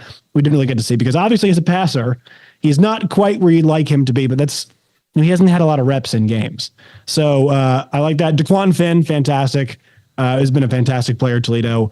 That would be a guy I think would come and obviously make a pretty considerable impact. And then Robertson, I guess you all would be better, on this. And obviously I watched him play, but I guess the mileage of Baylor fans is at different places. I'm a big believer that guys get better as they get older. I think it just happens in college. Will Howard being the prime example. I thought he was terrible for a while. And then I'm like, oh, you know what? He got old. He got good. The game slowed down. And that happens for guys. Actually, I thought Hunter Deckers might have the same thing happen to him this year. Obviously, he was not, didn't play. But I think that could happen for a guy like Sawyer Robertson. So despite the struggles, there is, there's precedent for a player like that to improve. So obviously, they won't get all of these guys. I mean, if they did, miraculous. But, if you can keep 2 or 3, you're in pretty good shape. Josh, just to continue on our Oklahoma State bit here, they have not, of all the portal quarterbacks taking visits, Oklahoma State would be one that I would think might be more involved in that, and they haven't really made any noise there yet. Does that surprise you? And, they're running to the end of where the dead period is going to start here. Yeah, I don't know if this is a confidence in Alan Bowman getting another year because I've heard about that, and I don't know how. Somebody's got to walk me through that because that one, he has been there since I was in college. So he has been, and I graduated, guys. I graduated from college 4 years ago yesterday, and Alan Bowman and I, spent a couple of years, I believe, in college at the same time. So that is yeah, he's been around for a while. I do not know how he has eligibility left, but yeah, this is Mike Gundy's management of the quarterback room has been. Honestly, I know Bowman's been fine. It's been horrific. It has been nothing short of horrific. Guys, Spencer Sanders sat on the bench at Ole Miss this year, did not play behind Jackson Dart. And from everything that I was told, from people in the know, Robert Allen over there at Oklahoma State, he said, hey, Spencer had an interest in coming back. And Mike Gundy into bowl practice said, no, we've moved on. Well, clearly they hadn't because they played 3 separate guys to start off the year. So they did not actually have a definite answer. And the guy they ended up rolling with was not on the roster during bowl practice, obviously, last year. So I am, maybe they have a plan. Sure. Garrett Rangel might be the guy. I don't know. But, man, with how well that team can coach and the fact they've got Ollie Gordon coming back next year, they need to figure out something solid at quarterback. And look, Alan Bowman was not terrible, but you can do better than that. We know Oklahoma State can do better than that. And I think at times this year it was their offense kind of was what it was. They were not built to play from behind. They were very reliant on one guy and blocking well, and also a couple pretty good wide receivers. So I am surprised that they have not been more active in terms of being linked to guys. Josh, Texas Tech's going to get Big 12 bowl season started off this weekend, and they got Micah Hudson locked down now ahead of National Signing Day. Really now heading into year 3 with some steam with Joey McGuire. But it's a matter of, are you going to finish 7-6? You're going to finish 6-7, and 6-7 would be, I think, a disappointment. But just what are your thoughts on what you've seen from Texas Tech and kind of what they've got going on moving forward in terms of the new Big 12 and their place in that landscape? Yeah, the expectations were unrealistic this year. And the other thing, though, I think people have to understand is like this is still positive momentum. I looked, recently at when they've had back-to-back winning seasons since Mike Leach left. They've never actually had a same coach have back-to-back winning seasons. When they've done it, it's been separate coaches. So having that continuity, just building positivity is good. And, I think that's a big point I like to make about how winning is not always linear. Like Texas actually did the straight line. That really is not how it works. Chris Klieman had an up year than a down year, but like he's built that thing into a solid, solid thing there at K-State. Lance Leipold, they're not going to win 8-9 games every single year, but if they win 6 next year, even if that's less than this year, it's 3 straight bowl seasons. That's awesome for a school like a Kansas. So back-to-back bowl seasons with the recruiting that they're having, and also staff continuity is big too. I think the one thing I look at is that they need to make sure they keep Aaron Morton healthy. And honestly, they need to keep any quarterback healthy, right? This is the second year in a row that we've seen them have to go play 3 quarterbacks. And guys, they played 3 quarterbacks like pretty early into the season. I forget which game Jake Strong actually had to come in and play, but they played all 3 guys last year too. Donovan Smith, Baron Morton, and Tyler Shuck.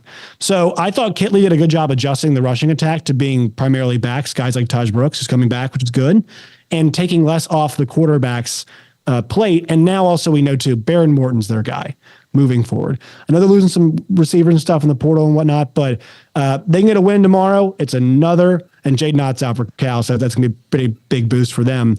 Another winning season, just start stacking them. And you lose Texas and Oklahoma, it's better opportunities. And so stacking winning seasons to get to a place like where K-State is, when you can then elevate, I think is what Texas Tech should want to do. Josh, Craig brought this up earlier today on the show. Other than schools who have won national titles, not regularly, but they've won a national title, let's just say over the last 60 years or so, which takes us back in the 60s. Which school in college football in today's America, today's rules, NIL, transfer portal, everything, who has never won a national title might be the one that does? And I know that it's a big, huge net to throw over. And I'll give you one of the schools he mentioned was Oregon. Who might else be a part of that list that has not won a national title? Yeah, it gets strange too because we're going back to a point where like they voted on titles, right? So it's kind of the weird claimed, unclaimed, the AP, but all that kind of stuff. But man, it's a really good question. It gets to kind of the heart of all the expansion and whatnot is like what schools are actually in position to do it, right? I would love to say a Big 12 school is, but the big problem is now that a Big 12 school is going to have to win at least 3 games to win a championship. And TCU won 1 last year and got dog walked in the second one, right? And I mean, I'm not laughing at TCU, but you're right. I am. They got dog walked. Like that's the challenge, right? Is that, and look, we saw Utah, right? Utah went to back-to-back Rose Bowls, and I know Cam Rising gets hurt in the second one, but Ohio State had like the skeleton crew, and their skeleton crew is pretty good. But like that was skeleton crew for Ohio State in that game where they beat Utah. And I know Utah had injuries too, but like that is, they weren't even able to win those games. And so that is the big challenge, is stacking wins together. And I'm trying to think about ACC programs that could do it. I mean, North Carolina feels like they're threatening, but they don't actually have the roster to do it. And I'm trying to think, I mean, the SEC, is there, hey, look, I think Ole Miss is in position to have they're spending some serious cash. I mean, guys, they are active in that portal. That defense, which needs to be better, they're getting a lot of guys. I don't know how serious it'll be in the end, but they are making a push for next year. They could be a team that I could see. I don't believe at least that they have one. Yeah, I mean, those are kind of the ones that I think you're looking at as a school like an Ole Miss. Maybe Penn State, but Penn State has not gotten over that hump. But they've won one. They've won one, right? Yeah, they won one. So right, yeah. So I mean, who are we actually thinking could do it? Oregon's obviously a good shout. One of the other schools Craig brought up, and it might have been just from us discussing them, was Missouri. Well, David, I'm a Missouri alum. Don't give me hope. Don't put that out. Yeah, but you know what, Josh? Like, if you're looking at realistically, I mean, they're in the SEC. They've got what they've got going on right now. I mean, they're going to be built up. I mean, compared to Big 12 schools, ACC schools, and the 2 PAC schools that are remaining, they have I think, a better shot than those schools probably do at this point. The one big advantage they have, and I don't think this gets mentioned enough. I work in Arkansas, and these folks here believe that they should be better than Missouri. Missouri's got 2 major American cities on either side of the state, 2 hours away from Columbia. And the one problem, especially Barry Odom's era, when I was there, and Gary Pinkel did a pretty good job, but Eli Drinkowitz is keeping these kids home. He's doing it, obviously. The funding is there to help Luther Burden staying there and being there. It's a mixture of getting those guys in, keeping top talent like that in. The Nwari kid, the kid they've got, top 5 kid again this year, and they were in on that one kid who ends up going to Texas. Like, that is the big difference. And yeah, the schedule has to work out, but they have another pretty favorable schedule next year. And guys, this is a team in Missouri. They had the ball down 6 at Georgia this year. Like, the LSU loss happened as Jaden Daniels is amazing. I think he's awesome. I hope he's the top 10 quarterback. They just got beat by a better player. It's totally fine. But yeah, man, that's probably a playoff team in the 12-team playoff. And after their body of work this year, Missouri was, I can't think of a time except for the Kentucky game, which they ended up winning by a lot, where they were not a massive, they were in the game or, not down multiple scores. Yeah, that's a place that could do it if they keep putting money into the program. I'm trying to think of other programs that are kind of like that, right? They're kind of in that zone, if you will, where it's like, if they have the right coach, right situation, and can they do it all? Maybe Michigan. Does Michigan State have one? I don't know. I don't think they do. Michigan State, they do. Yeah, they lost. They had a tie in 1966 with Notre Dame, and Notre Dame was given the national title. And I don't know, but Michigan State's listed in 65. Michigan State in 65, 66, and a couple of other years. Yeah. Yeah. So a school like that, maybe. I mean, it's a hard thing to think, especially with the way the sport's changing. It's just going to benefit the Blue Bloods even more. They won it outright in 52. Yeah, they've won titles. They're not on that list, but yeah, that's a nice thought. And I've got a list in front of me. I figure we'll save that for a segment though, because all due respect to Josh, but I mean, Missouri is on that list. Obviously, as you know, I think Oregon's on that list. I will say, as far as a Big 12 team that's won the most games, I'll at least throw this out there for fodder. That's won the most games, but has not won one. And it's right near the top of the entire list is West Virginia. They've won a bunch of games in the history of college football, but have not been able to crack through. But Ole Miss, I think, is another one that you threw out. I think Ole Miss is definitely one of those teams that could be right for being at the top of that list as well. Yeah, and how about Lane pretending last year like they didn't have any NIL money?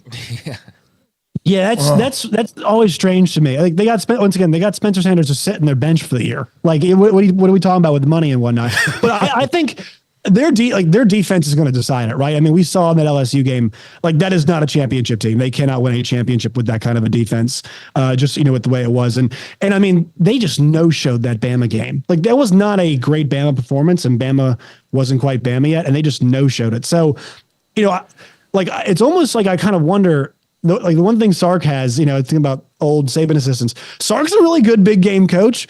Lane is not, I don't think about a lot of big Lane Kiffin victories that he's racked up during his time at Ole Miss. So that's kind of the push coming to shove. I mean, but they have to get in those situations first. Josh Neighbors again with us, part of 365 Sports on this Friday afternoon. Josh, were you okay with the Heisman Trophy? Was it, if you would have had a vote, I'm not sure, maybe you do, but did you like the Jaden Daniels pick? As somebody who had a Jaden Daniels Heisman ticket, I did. I did enjoy that as a. I mean, so I actually was pretty critical of him coming into the year. The one thing that really improved, guys, was the vertical passing.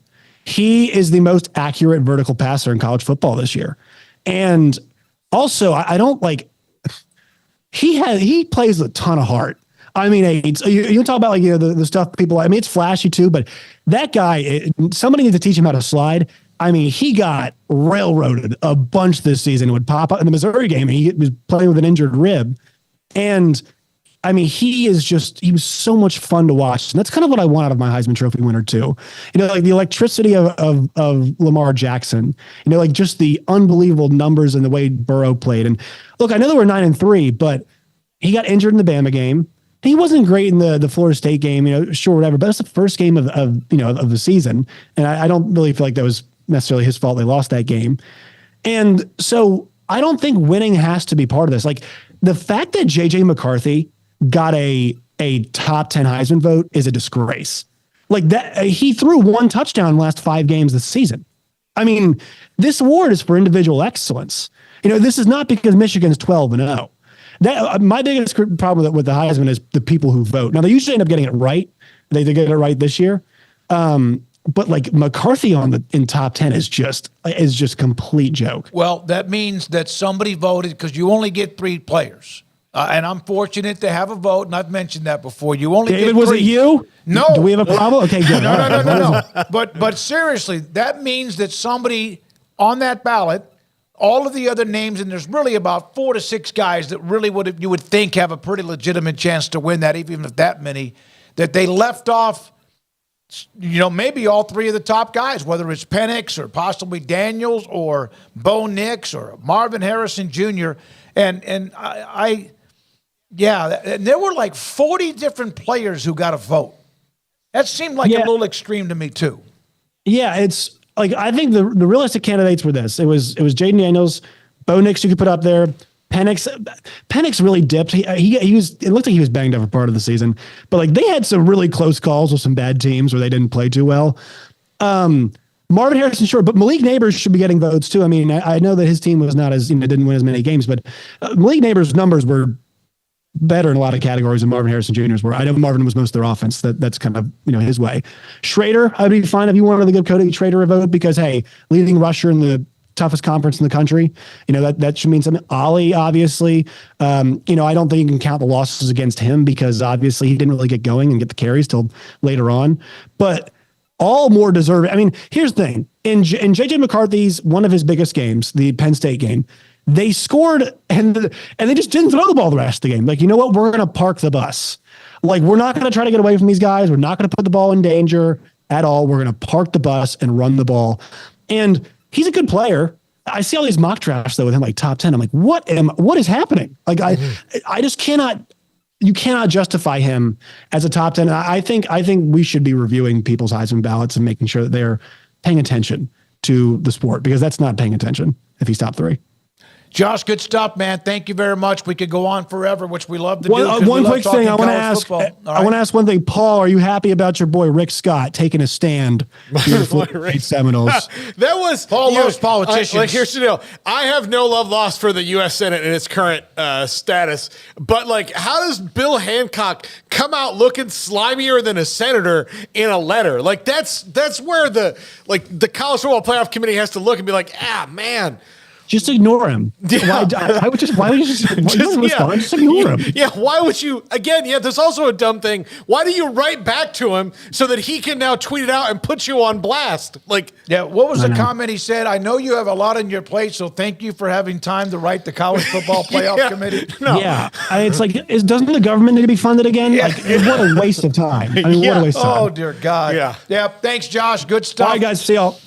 Josh Neighbors with us on Fridays in the 4 o'clock hour on 365. Yeah, a lot of people dissected Hancock's response, but I mean, basically just threw 2 middle fingers right back at the government and said, like, try us, basically is what he said. And, and then dunked on him. And I'm not a big Bill Hancock fan because of just the way he answered us about what's going on right now a couple of years back, just how flippant he was about, a lot of schools. Yep. It just came across poorly. So, outside of that, I don't really have an opinion, although, as the playoff goes along in a year like this year, you're like, that doesn't surprise me when there's people like that are behind the scenes. But I think he kind of got the last laugh in that whole back and forth. And so, there's a lot of people criticizing the CFP, but they just, dunked on that little governmental, try to attempt an intervention there. And, not a good look for the other side. If there was a machine, and maybe Ideal MRI can invent this, it'll make them huge, where you could just like put a politician in and you find out if they're a clown or not. Mm-hmm. Like it just, instead of like on the screen, it's bones and muscles. It's just a picture of like a clown soul. With a red nose. Pops up like, oh no, like you could run through most of Congress and they would fail hard. And that's what, like, you're not doing anything about it. Like the one thing that like these lawsuits, there's a guy in Georgia who's trying to sue to make the Orange Bowl part of the CF, like all these different stupid things. The one thing you'll hit the wall against, and look, yes, there needs to be more transparency on the College Football Playoff Committee. That's true. But Georgia and Florida State agreed to this system. They knew it was a possibility. Now, their fight can be, hey, this was egregious that this happened. Let's make sure that we do better in the future is fine. But like trying to sue and all this other stuff is just nonsense, especially, like Josh brought up, is that there's a good chance the government's not open on January 10th this year. Like, fix that first. Like, just go ahead and deal with that. I mean, it's playing to your constituents, and it's fighting the fight that you think that they want you to be fighting in so many ways. So that's politics, and but I feel like Bill Hancock actually won that round, which is not something I love to say necessarily, because it would have been great if there was a terrific point made and there actually could be something done about it, but. I mean, that's the thing about doing what they did in the last year of the 14 playoff is they never have to address it again. That's the whole thing. That's why they were able to do it more than any other reason outside of just their own parameters, and that's what they said. They stuck to their own rules, but there's never a 14 playoff ever again. So they got to do it that last year, and next year nobody's going to be able to complain about that same thing again because it's not going to be a problem. And no, 13 not getting the 12 spots, not going to be the same as the undefeated Power 5 team not getting 1 of 4 spots versus a team that had lost the game. So they knew what they were doing, and they knew that if there was ever a pocket to be able to do that and kind of they were going to get away with it no matter what, but really get away with it and move on from it, it was this last year to do it. Here's the quote from Bill Hancock to Rick Scott, the senator, fighting for, of course, FSU. Knowing how busy you are, thank you very much for taking the time to write about college football. Yeah. Bill Hancock. Yeah. I take obviously his response was the same. I do take umbrage with the strength of schedule thing. And I know that Florida State was in 55th in theirs, but they have better outside of Michigan beating Penn State and Ohio State, Florida State has comparable conference wins to what Michigan had. Texas beat Oklahoma and they beat Oklahoma State. But if you want to put everybody up next to each other in their schedules, outside of Alabama's ridiculous, they had all these really good wins this year on their schedule. Outside of that, we can split hairs on the conferences. I'm going to bring up, just peel that scar back once a day for you. Just peel it back. By the way, we're going to come back and give an update on some of the high school football that's going on up in Arlington at AT&T Stadium, the Cowboys' home stadium, and some connections to SMU, to Baylor's running backs coach, to Richard Reese, and even Sawyer Robertson, as just to tease you a little bit and update the game between Gilmer and Belleville going on right now. Yeah, and we can come back at some point. I can get to perhaps a list of it's not important, but the teams that have not won titles, who are the winningest programs that maybe would have a shot outside of an Oregon. We don't have to rush to that, though. No, let's do that. We got time until 5. No, but I'm saying I got other stuff. There's some other decisions that have come down in the portal since these last few minutes, and there's also an update from the NCAA. They've now agreed to some new, terms as far as this transfer decision-making process goes, the temporary restraining order and what that was going to look like as far as, players being able to jump into the portal these next couple of weeks. And remember, they kind of reversed course, and they're like, originally, if you jumped in these next couple of weeks, then you wouldn't be punished for it, but then said afterwards that you would be, and now there's some finalization, it looks like, on what's actually going to take place for the transfers. You mean politicians changing their mind because of maybe possible blowback? Or having conversations that lead you to get into the right choice. Let's do that. We'll come back with a lot of all of that. Chat room, thank you. The text line, 254-339-1122. We'll have John Hoover on Oklahoma. He'll join us today a little bit after 5, and Paul will close out the week with his top 5, and this is 365 Sports. Richard Carr, Buick GMC Cadillac, they are the people that you can count on for great customer service and great offers here during the Christmas season. They are busy at work, not only with a lot of great brand new vehicles on the lot, but a ton of pre-owned cars and trucks as well as their award-winning customer service department. But right now it is Christmas time, and it's a very special time at Richard Carr Motors, as they are a family dealership, and time with family and friends is precious.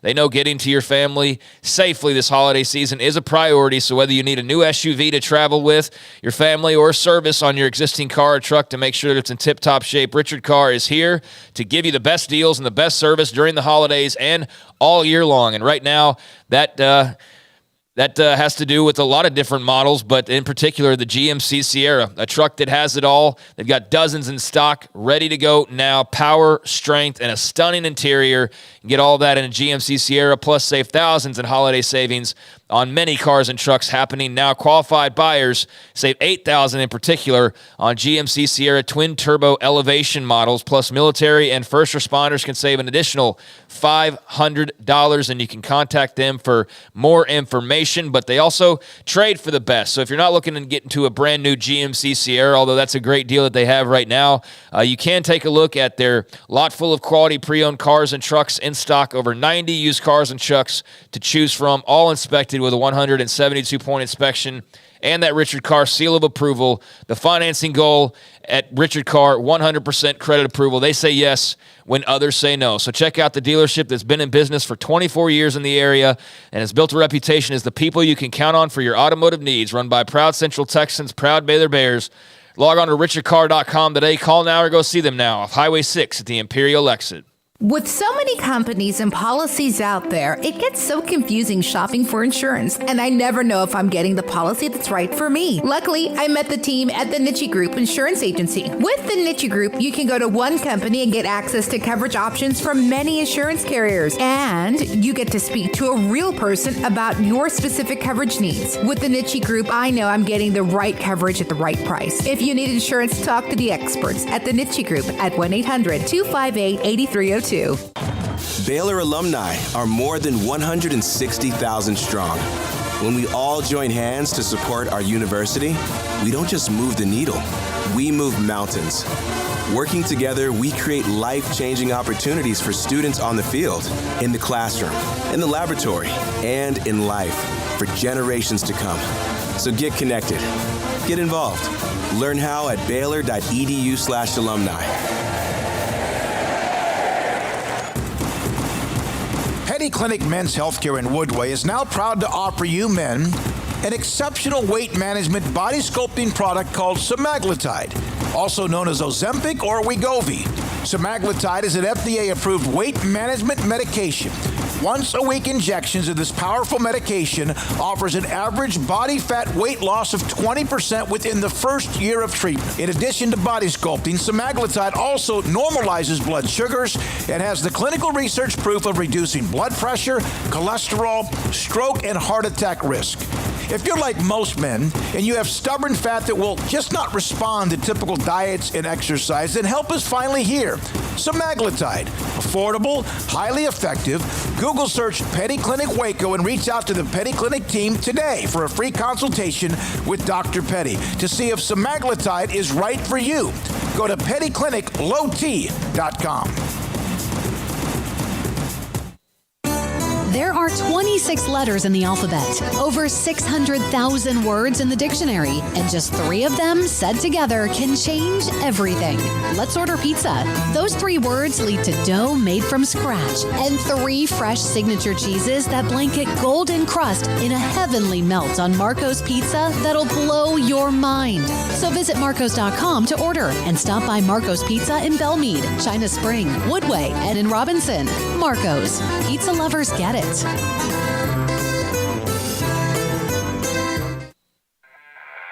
This is 365 Sports. Text us at 254-339-1122. The text line is sponsored by Riverbend Liquor and Wine, with the most extensive variety of craft beer in Waco. A hidden gem on Lakeshore Drive and 19th Street.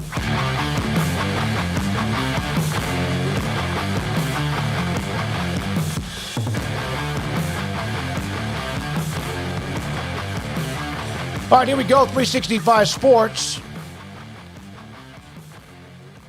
High school football. right now, Gilmer leads Belleville 28-20. Belleville's the alma mater of Richard Reese, who's at Baylor.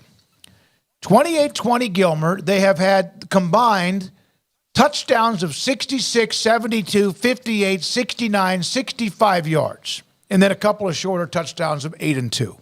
They have 614 yards combined offense. Nuts, crazy, back and forth. It's halftime. Earlier today, Anna beat Chapel Hill 26-0. It was a blowout. It wasn't like 50-0, but it was never a game. Ricky Stewart and Demetrius Brisbane are both SMU commits who played for Chapel Hill, and they weren't able to do anything. Seth Parr, the head coach at Anna, who won their first state title, was the coach that Sawyer Robertson played for back when he was in high school. And then last night, Gunner beat Tidehaven 30-14, and Tidehaven running back Joseph Dodds had a hell of a game, 168 yards and a long touchdown, caught a touchdown. He is a class of 2024 commit to Baylor. Big, long, lanky, strong-looking player. Yeah, I mean, he's a good-looking kid, and I don't know how he fits into what Jake Spavital wants to do. But I just wish I could have seen more. I mean, we got to fix that next year somehow or another to get to where we can watch state games in here. Well, it would probably will be different because they will probably be on a different station. Yeah, because we don't know what Bally's going to do, right? Bally's going to go in the tank. Yeah, Bally's is going to go. So. Well, yeah, I mean, typically we'd be able to watch him in here, and that'd be great because it's all day long. But, I mean, there's going to be, if you want to watch some talent, the game's coming up really from here on out. The 5As and the 6As, I guess. Tonight will be 5A, one of the 5As, and then tomorrow will be one of the other 5A, and then the two 6As. And that's where you're going to get a lot of D1 blue chip type athletes. So, yeah, if you want to watch some really fun high school football and some big-time prospects, and they're going to be littered all over these Texas State Championship games from here until the end of tomorrow night, basically. So, yeah, looking forward to getting home and being able to watch some of those. But, yeah, that was great to see Joseph Dodds and what he was able to do, although they lost. And then Chapel Hill, I just watched them last week, less than a mile away at McLean Stadium, and they had no issues moving on to the state championship game, but obviously had plenty of issues today. And you kind of wondered watching them, it's like they just out-athleted a lot of teams, I think, and finally ran into a team that was not only a team, but probably had some athletes themselves, and absolutely no answer. So those are two guys that SMU's still not going to be able to get for another year. They're just juniors, so there's still a little bit of a wait and a long way to go in their recruiting process. But those two that you mentioned, Brisbane and Stewart are both really talented players. So you'll be hearing more about them for sure. All right, so let's get to a couple of the notes that we have some super chats, 3 of them. Retired stockbroker. He was late today. Said, here's my tardy slip from Uber. He was driven to the chat room. Retired stockbroker, always with a sense of humor. Thank you. Kim Coulter. Which school in the new Big 12 has the most bowls? Well, I mean, he wouldn't ask if he didn't know no, the answer. You know exactly who the answer is. So Texas Tech, he said, Wreckham. And then Texas, UT Parking. Cheers to Paul for being funny. Happy holidays. Thank you, UT Parking. I think you were talking about your political. Yeah. I have tons of political material. I never do it because you never know what audience you're walking into. So, yeah. There's a few that no. You have no idea. You have no idea what you're walking into. And my thing is everyone's stupid, but still that get mad. No, so my side's not dumb. Your side's dumb. Yep, and then that's the way politicians are. Smithson Valley, Alito's won more state titles than any school in the history of Texas, and trying to win another one. They play Smithson Valley, who's one of the schools I played a long time ago, my senior year at Universal City, Randolph. Craig, you got... Yeah, no, we're going to talk about the NCAA. Yeah, let's do that, and then Craig's going to go up with a couple of the other schools that have a lot of wins but not a national championship, who could be on the clock as possibly, who have not won, but maybe they're the one that might next. Yeah, I mean, we can get to that at some point. It doesn't even have to be today, but yeah, the news that we need to get to, and there's various things that have been coming down here over the last hour or two, and we talked about the Pac-2 already, the big win in court for Oregon State and Washington State. They're now in control of all of the assets when it comes to the Pac-12. But I will make mention that there was an article in the San Francisco gate earlier this week, and it was actually just yesterday, and it was about the Pac-12 network, because in this whole conversation of, well, what if Oregon State and Washington State win and they get all this money, and then what can they do with that? And they have all these assets, which is like the basketball money and things like that, and they've got this network. And when it came to the argument for the Big 12 of like, well, you just take the network and it's the Big 12, that's not going to work. Like, there's not the Big 12 network is not going to work at this point. And besides that, that just I guess if anything, the value you would get out of that is what you're going to make money wise off of these cameras and this building that you've got, and that because the Pac-12 network has announced or has let it be known that according to documents that San Francisco Gate got that had been filed with labor officials, the conference is planning to lay off 141 employees from its San Ramon office on a periodic basis starting on January the 5th. So this was the office they had just moved to from San Francisco a year ago, and they will be periodically laying off 141 employees starting January 5th through June 28th, which is right before the new semester starts, and also right when the media rights deal for the conference ends. And that's going to include directors, on-air hosts, senior producers, multiple different roles, broadcast engineers. Certainly feel for all those people involved, and hopefully they've already all got some jobs lined up now that they've got a whole lot of early notice of like, hey, this is coming down the pipeline. You got like a whole year to get ready for this, but they will be packing it up at the end of June, and there will be people being fired from the start of the year through that time period. So I just wanted to mention that, because that network part I see get brought up a lot in the, well, what do they have? And it looks like that was probably part of the agreement with all of the schools, I would imagine. Well, and also I think selling off some of those assets and selling, what you have is going to help you pay money to Comcast. So, yes. There's, or not paying employees is going to help you have a lot more money, because that's where most people's expenditures go. So, they've got like, it was doomed from the day that everyone left. There was never going to be that network again. It wasn't going to be anything else. They weren't going to flip it into anything else. They were going to sell off the assets, strip it for parts, and move on, because it was hardly even there in the first place. Yeah, I was going to say, I didn't have it. I mean, I don't know about you guys, but I never had it. And I'm in Texas, so I have it. Okay, well, you have it. But I have it on DirecTV on Spectrum, and I think I watched it because of the Kliavkoff press conference at Pac-12 Media Days, and I was on it for 5 minutes, turned it off, and never watched it again. Yeah, I think I may have come across it elsewhere, like staying elsewhere maybe a couple times, but I can't say I could tell you much about it. Let's see, the last time I was on the West Coast, when I was in Oxnard, I saw it they had it on the cable there.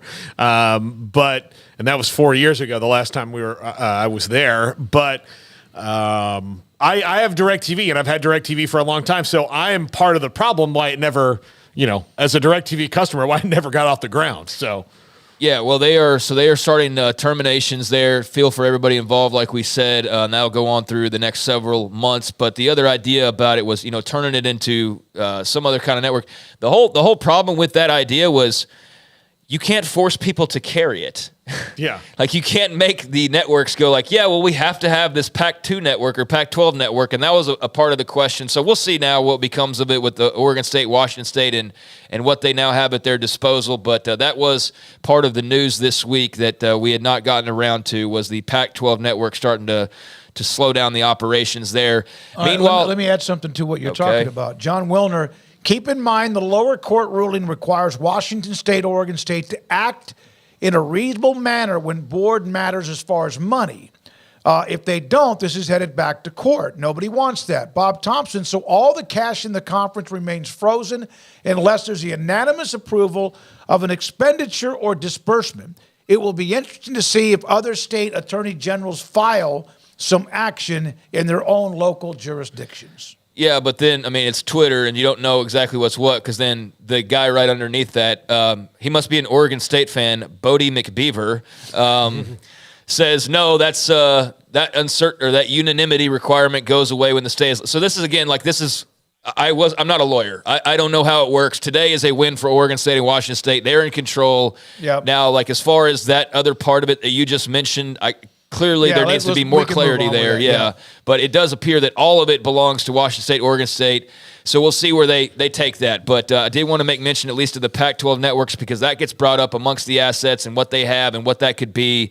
But it's going to start getting shut down here and firings taking place. Meanwhile, we had the big controversy earlier this week with the transfer rules, right? Yeah. And there was a lot of controversy because it appeared that Naquan Tomlin was going to be able to play, and there was a little 2-week window where transfers who had been denied were now going to have this opportunity to play, but it was going to be in this window. And initially, the NCAA had said that if you play, that it's not a problem. It's not going to, if we reverse this in a couple of weeks, it won't take away your eligibility. And then the very next day, there was reports that, oh, no, wait, even if you have this clearing of 2 weeks, if you play, but this gets reversed, that could cost you a year of eligibility. So then that had people scrambling like, wait, what? And some people by that first night had already played. Were already like getting into the swing of things. So there was a lot of confusion about that and what actually that was going to mean. Well, the NCAA here in the last 30 minutes, according to Dave Yost, an attorney general in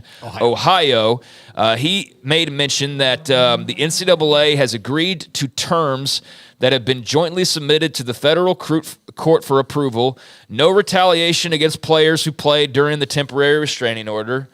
And the temporary restraining order is converted to a preliminary injunction. I really should have gone to law school. That will last until the end of spring sports.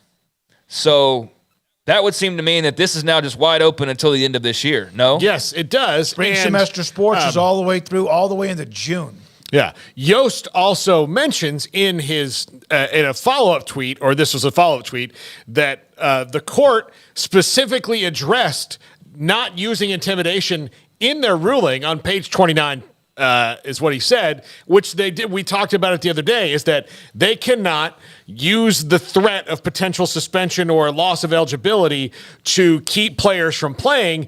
And what did they do 24 hours later? Yeah. Specifically that. Yeah. So, and Charlie Baker, I understand that, his job right now, herding cats is not even, the way to describe it. It is an absolute, it's just a fire all the time. But these are the things you have to get under control. When a court of law tells you specifically, don't do this thing, and then 24 hours later, you can't help yourself from saying, we're going to do that thing, this is a problem.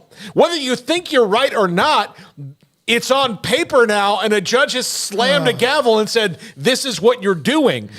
This is why you guys keep losing. Because you somehow think that it does not apply to you, and it totally does. Yeah. So there'll be a change by Tuesday. Yeah, I mean there possibly could be, but no. So transfers who play during this temporary restraining order will not lose eligibility. The NCAA cannot intimidate them, and not only has it gone from a couple of weeks, it's now gone through the end of the semester. Yeah. Is basically what you need to know about that. So whether it's Tomlin or the various other athletes that have been mentioned that had been denied, that's all, it appears, free and clear to now proceed forward. So that's great news for the college athletes, which, I mean, what hasn't been really everything that has been some sort of a battle or a debate has been won by them in the long run, even though it's taken in some cases a couple go-rounds. So that's great news for the athletes. And I thought that was some BS to try that, 24 hours later, flip and go, oh no, well if you played last night, well then boom, you're already you might be ineligible. Well, that's crazy. So now free and clear, and that's an update on the temporary restraining order for transfers. Man. Now, do we have any other decisions that we can get to the next hour?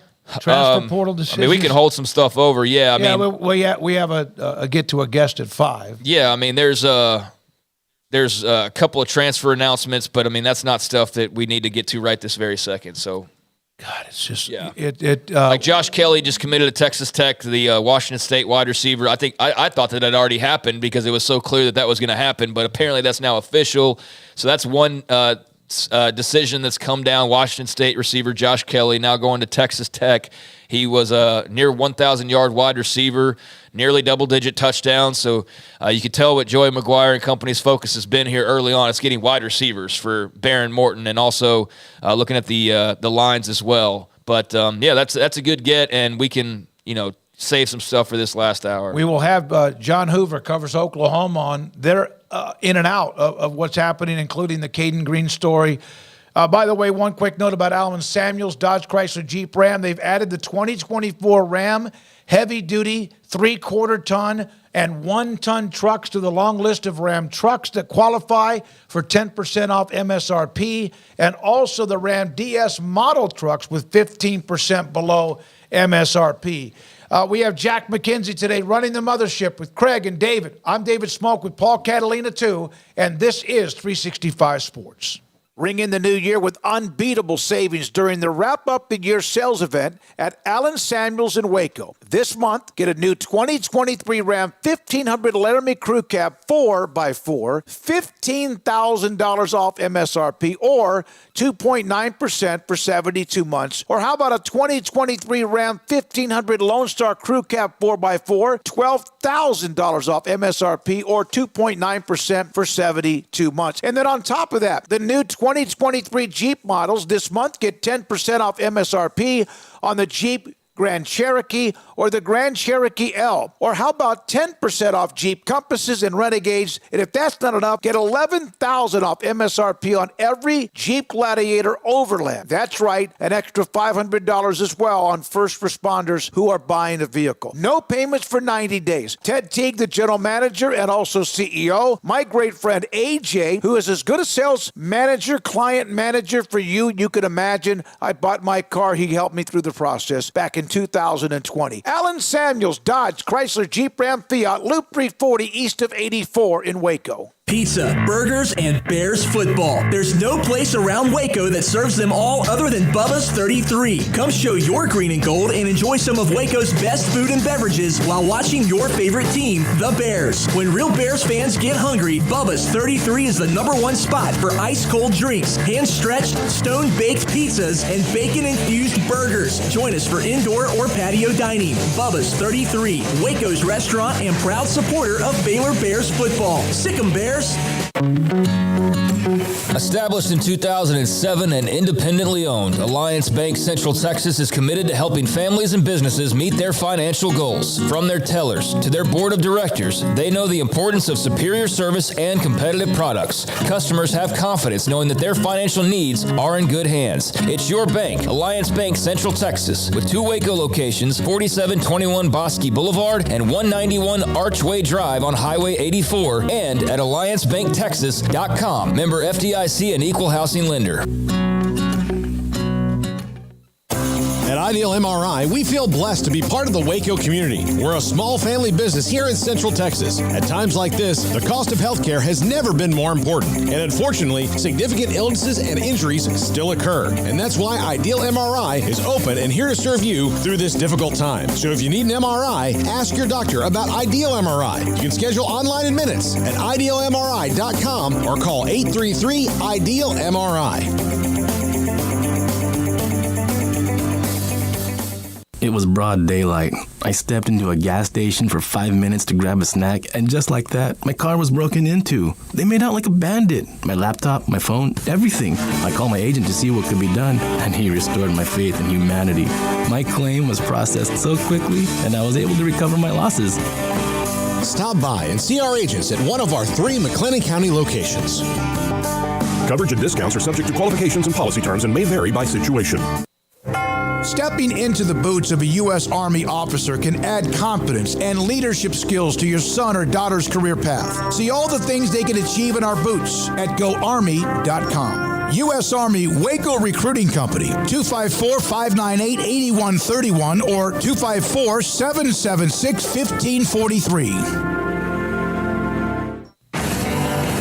Developed by Startup Waco, a nonprofit organization, GXG is a program designed to support the entrepreneurial development of Baylor University student athletes through NIL activations. GXG works with partners and donors to offer a suite of options to student athletes, including connections with local businesses and nonprofits, entrepreneurial development, and other avenues to broaden the NIL profile of student athletes. The program helps student athletes maximize their platforms and offers a comprehensive support system for them to create and grow new businesses that not only benefit themselves, but also uplift the local economy. Fans who wish to support student athletes can donate to GXG via the GXG NIL Fund, BaylorBears.com/GXG. Donors may wish to support the general fund or direct funds to specific sports. Oversight of the NIL Fund is managed by the Board of Directors of Startup Waco and the Baylor NIL Advisory Council. GXG is a program of Startup Waco, a tax-exempt organization under Internal Revenue Code Section 501c3. Donors should consult their tax advisors regarding the tax deductibility of donations to GXG. Contributions to support NIL activations through GXG can be made at BaylorBears.com/GXG. For more information, follow at GXG_GreenXGold on social media and visit the official website www.gxg.startupwaco.com.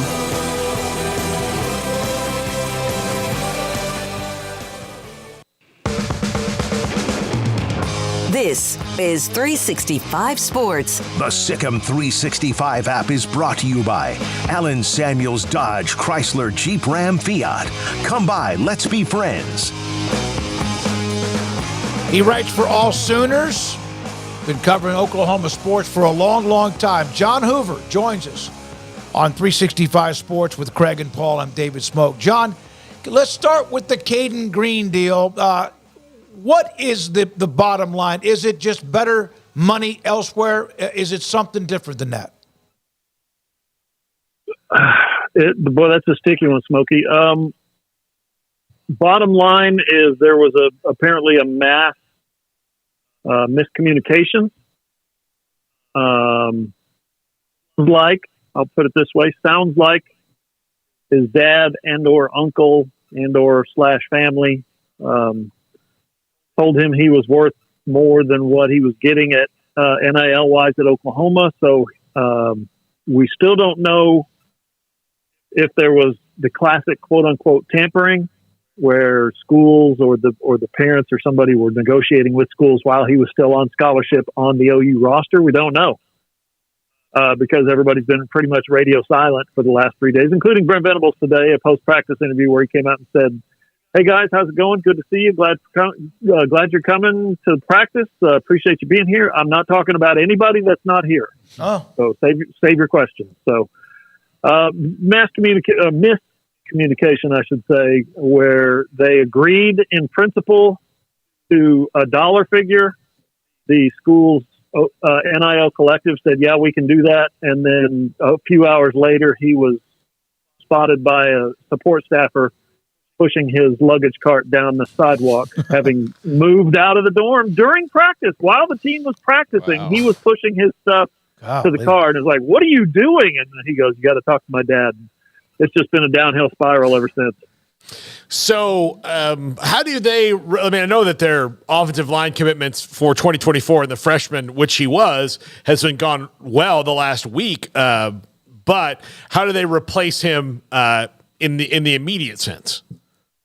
Good question. He was going to start the Alamo Bowl, and now they are in terms of starters for 2024. They will have 0 of the 5 back. So for the Alamo Bowl, they have 2 of the 5 back. 2 guys went to the NFL draft. They're already training for the NFL, and then the other one's in the portal. So that's your 5 starters. You get back your left tackle, who was a transfer, a 1-year transfer from Stanford, and then you get your right guard back, who was a 3 years ago, as a 3-year starter, was a transfer from Cal. So Stanford and Cal are your starting offensive line guys for the Alamo Bowl against another Pac-12 team, the Arizona Wildcats. So yeah, it's a tangled mess. And Brent was asked that question today, and he said, "Yeah, we're going to roll a redshirt freshman out. We're going to roll a true freshman out. And we got some other freshmen that had a good year that haven't played much. We got a couple of guys that are seniors, but yeah, for the most part, it's going to be who's ready to do this. So mix and match." Yeah, it'd be kind of a Big 12 passing of the torch. Oklahoma giving Arizona their Big 12 torch as they head separate directions there. But John, a lot going on. I mean, Dylan Gabriel making his decision. I guess kind of he'll play into the who's not involved now moving forward. But a two-part question here of thoughts on Dylan Gabriel. I know there's a lot of clamoring for Jackson Arnold here over the last several months and just about him being the future. So it wasn't a total shock that he ends up elsewhere, I suppose. But what's also the feeling around playing in this particular bowl game and playing a team like Arizona? Yeah, the Jackson Arnold angle is really easy to encapsulate, and that is that back on signing day, on National Signing Day, and this was in February, I believe. Might have been last December now that I think about it. But either way, it was Jeff Levy saying, who's of course no longer here. It was Jeff Levy saying Jackson Arnold is the future of the program. He will be the face of the program moving forward. Meanwhile, you've got your returning starting quarterback coming back for the 2023 season, right? Yeah. In Dylan Gabriel. So that might have made for a little bit of an awkward situation. Probably not, is my guess. But you never know with quarterbacks and when you get egos involved. But, yeah, no question. Dylan Gabriel came in, and he had 3 years of eligibility left, and he played 2.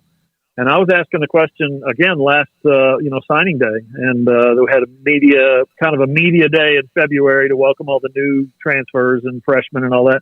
And I asked the question then, and I asked the question again at Big 12 Media Days, and I'm pretty sure I asked it in August. Is Dylan going to come back for his 3rd year of eligibility? And no one ever committed. Huh. We talked to Dylan, we talked to his offensive coordinator, we talked to his quarterbacks coach, we talked to his head coach. No one ever said, yeah, Dylan's definitely coming back, definitely not coming back. No one committed to anything. Well, he wanted a good draft grade, and he didn't get it. So he looked around and he saw Jackson Arnold sitting over there, ready for his time in the spotlight, and I think he graciously bowed out, if that makes sense. But to talk to Brent Venables last week, or whenever it was, week before last maybe, for the Alamo Bowl press conference, he said Dylan was welcome to stay. Dylan knows he was welcome to stay and compete. What does that tell you? Yeah, says a 2-year lot. starter. He's come back, but he's not going to be anointed the starter because this is Jackson Arnold's team. So interesting stuff. Now about the Alamo Bowl itself, I think the team is pretty focused in terms of just, they had their 5th practice today, for instance. They've got a job to do. Everybody's fired up about playing one more game this season, trying to get to 11 wins. That means something in a place like Oklahoma. So the team is pretty focused, as much as you can be when guys are jumping into the portal, guys are getting out of the portal to come to Norman. They landed a verbal commitment today on the offensive line, so hey, maybe they can get him eligible real quick. I don't know. But essentially, that's the state of college football now. Is December is just, they've got 2 new coaches, one new coach and another new coach with a title, old coach with a new title. They've got some new quarterback coaches that they hired. It's basically I don't know. It's like a festival. It's like a carnival. It's like, what do they got going on over here? What do they got going on over there? And everything seems new because that's the state of college football now. John, I read some quotes. Chris Kleiman spoke with the media at K-State. They've had a lot of people hit the portal. They've had moving parts, including their quarterback. And, yeah, he actually, I believe, one of the quotes from Kelly Robinet was he hasn't even had much chance to think about watching NC State on film because he's so busy worrying about keeping his own players or replacing the ones that are leaving. And you wonder how sloppy some of these bowl games might be. It's the curse of the bowl games. I was on an interview a couple of days ago, and the fact of the matter is these bowl games used to mean absolutely nothing. Back when they started in the 40s and the 50s and the 60s, they were exhibitions, and nobody really covered them, and the stats didn't count, and the NCAA didn't count them against your win-loss total. They did, you put out your AP poll at the end of December and then went and played your bowl game in January, right? And they didn't matter. And then for about 30 years or 40 years, bowl games were, oh my gosh, this is the best thing ever. This is one. Look at all these matchups, and we're deciding national champions. And now the bowl games are back to the other end of the spectrum again, where they don't matter. It's really bizarre. John, with Dylan Gabriel gone, with Jeff Lebby gone, Seth Latrell steps in as the offensive coordinator. That was something that was like that was obviously they had him waiting in the wings as an analyst on the staff. How do you think the system changes under Seth Latrell, especially coming up for the bowl game here?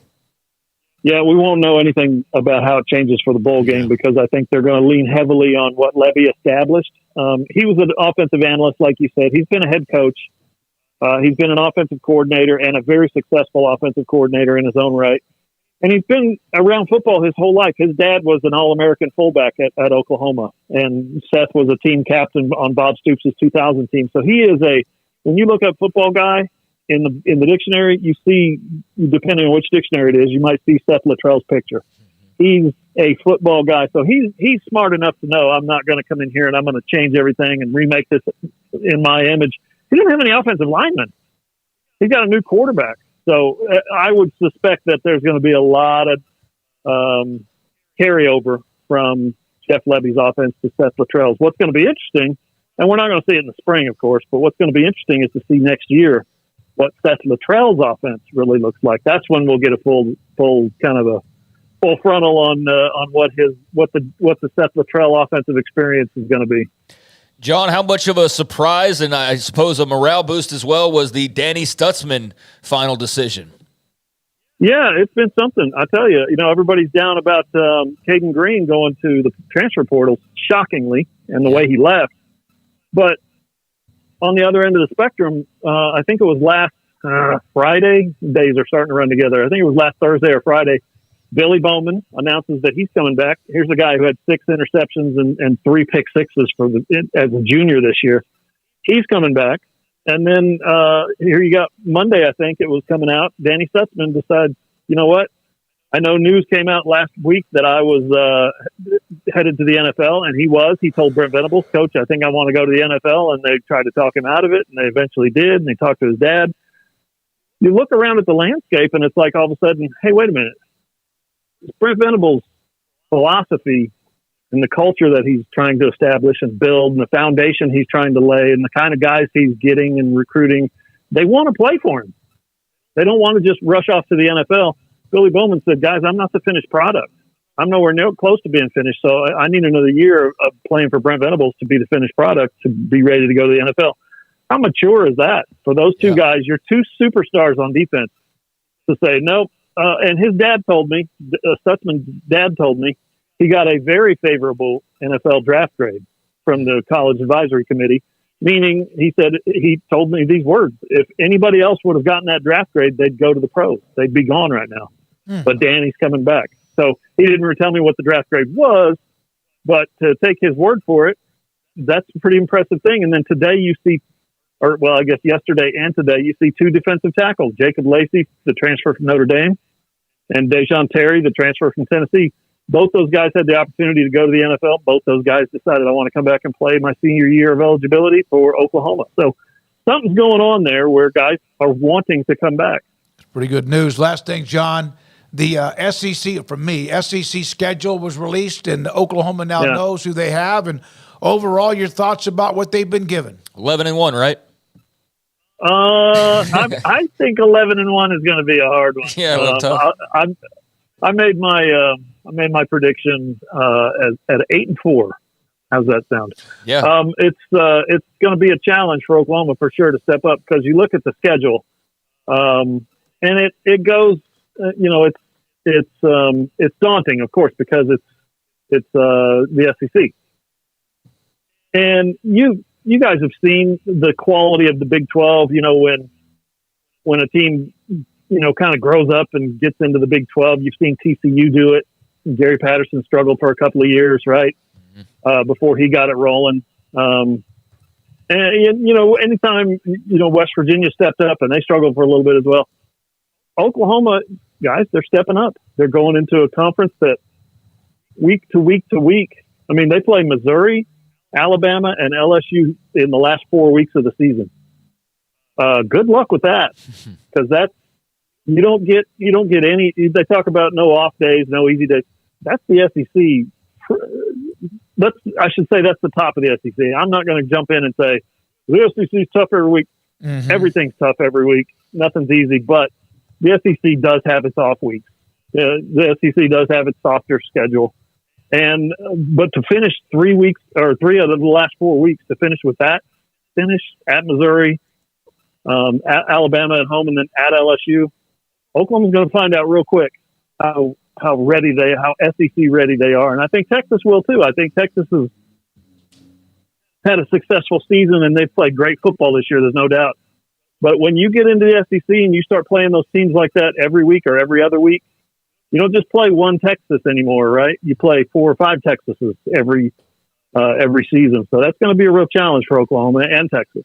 John, great stuff. I know it's been a crazy busy week, and it won't get any better. It will continue to be that way as long as the NIL transfer portal, National Signing Day, and then again, bowl games. Thank you for your time, the insight on the Caden Green story, and much more. We appreciate it.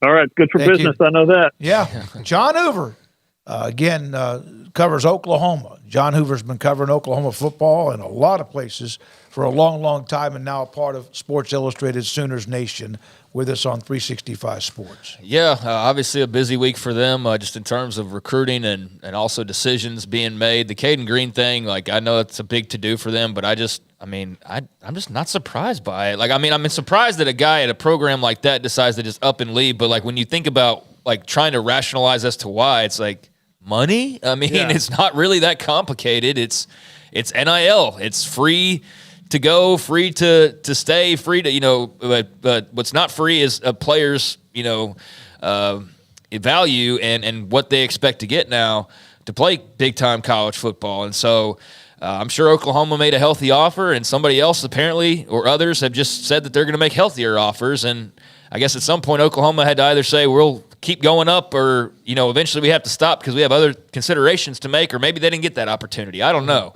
Maybe he just wants to be closer to home and make the same. Who knows? But in the end, it's all revolving around money as much as anything else. So we'll see soon enough where he ends up. And luckily they haven't had all bad news on the lines. But, super blessed with Billy Bowman and Danny Stutzman and those guys running it back. I'm curious on Texas' side as well. Like how many guys come back just because they want to play in that SEC that first year and get that experience, rather than going to the draft potentially this season. I'm sure that's along with NIL and just playing college football, the way that it's shaped up now is enticing enough. But then you throw that into the mix as well. Like, hey, if you come back next year, you're going to play Tennessee and LSU and Alabama and so on and so forth and go to some of those places. I think that's as much of a recruiting pull now for Oklahoma as anything else is. So I wonder in the schedule against the SEC. Now, we do know that sometimes they're top-heavy. The Big 12 seems to be pretty competitive, but they've had their softies. Of course, now Kansas is no longer one. Are the mid-level teams in the SEC more likely to get better and have like 7, 8 teams to deal with than the mid-level teams in the Big 12 with Texas and Oklahoma? You would think that Auburn jumps up. We've seen what Ole Miss has done. I can't imagine LSU is going to just put up with 9-3. They're going to want, even though that might be a pretty good record next year. That is what I want to know of what happens with their mid-level teams.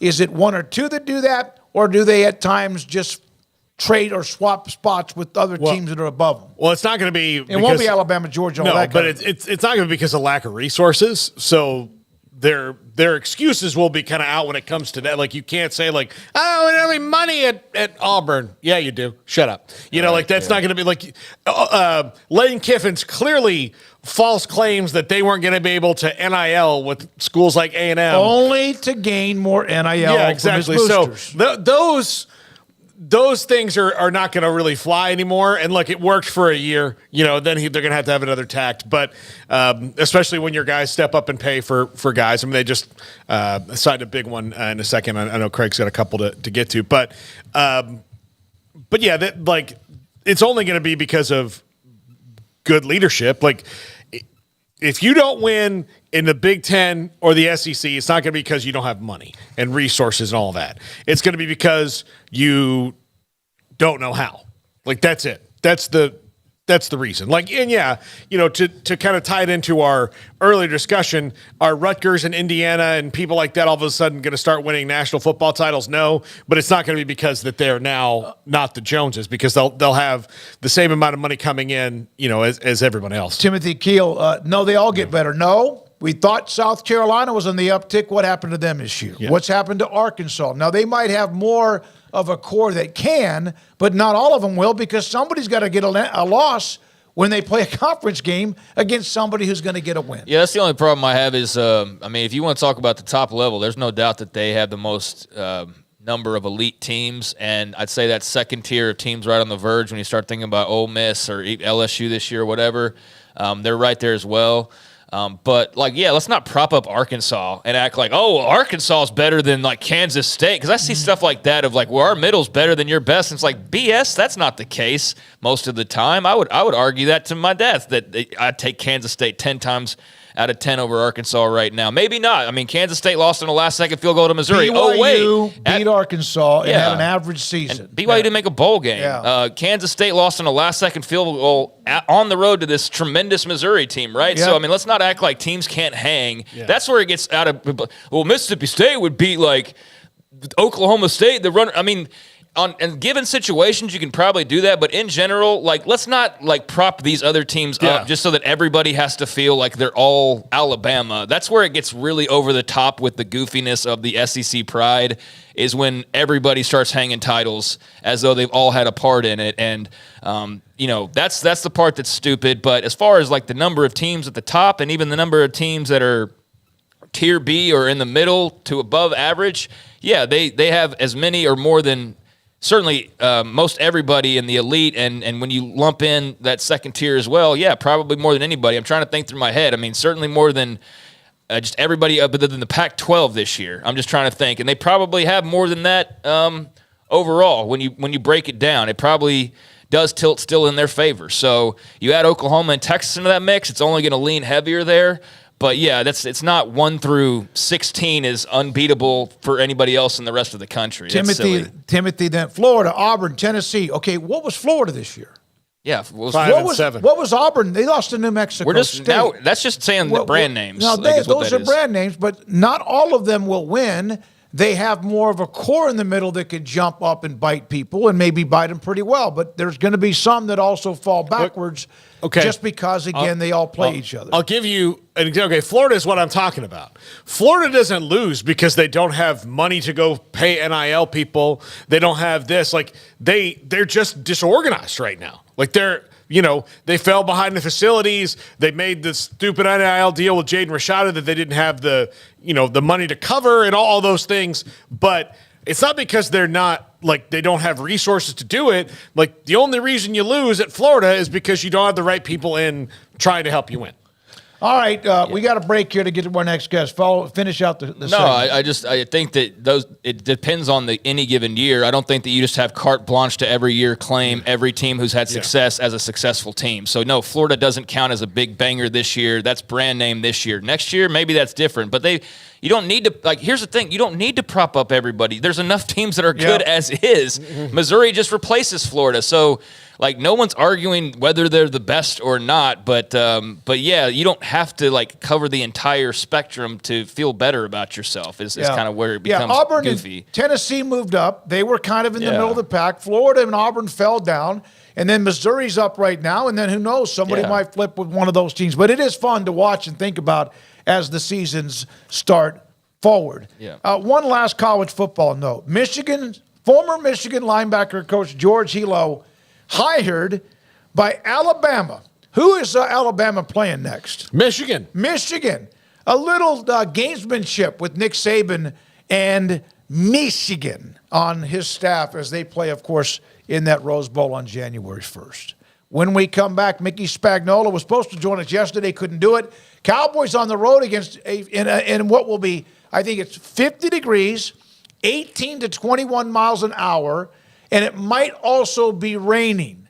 It's going to be miserable because most of the time in Buffalo, with all due respect, it is. This is 365 Sports.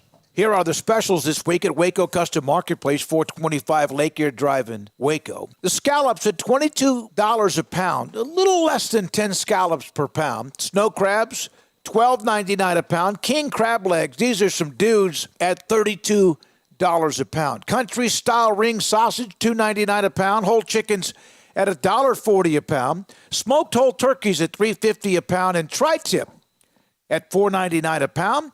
and chuck roast at $5.99 a pound. Holiday gift boxes available. You ask them, they have them. And they are worth the price because of what you get inside the gift boxes for clients, for family, for friends. Heck, even get some for you. This is throughout the week through Saturday while they're open on December the 16th. It's Waco Custom Marketplace at 425 Lake Air Drive in Waco, full-service butcher shop and full-service bakery, Waco Custom Marketplace. One size fits all. That may be all right for an adjustable belt or cheap sunglasses, but when it comes to your financials, no one wants a one-size-fits-all strategy. Ben Erlinson, your Edward Jones financial advisor, knows that his most important goals are yours. That's why he takes the time to understand your needs, knowing you. That's how Edward Jones makes sense of investing. Ben Erlinson, 100 North 6th Street in Waco, 254-759-8533. Edward Jones, member SIPC.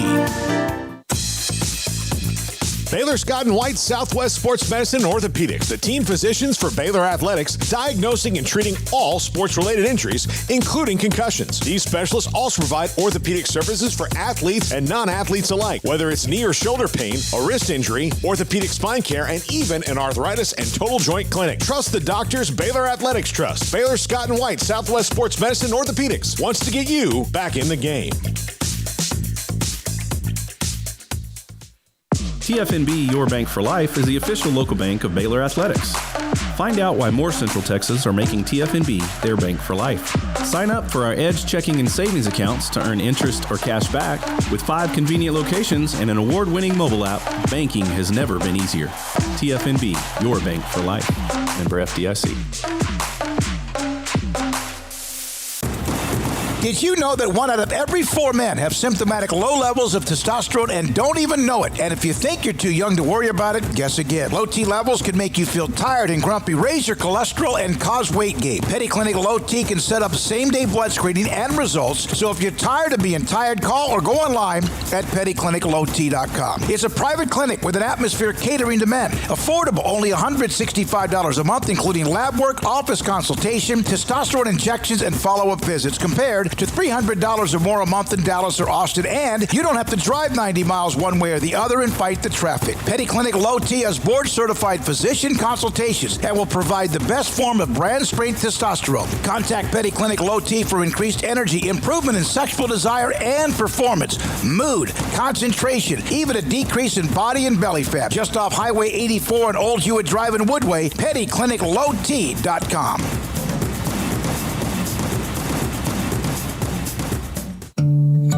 Oh, Richard Carr, Buick GMC, how lovely are your SUVs. Oh, Richard Carr, Buick GMC, I love the trucks you have for me. Strong and tough with luxury, room for all my family. Oh, Richard Carr, Buick GMC, you are the dealership for me.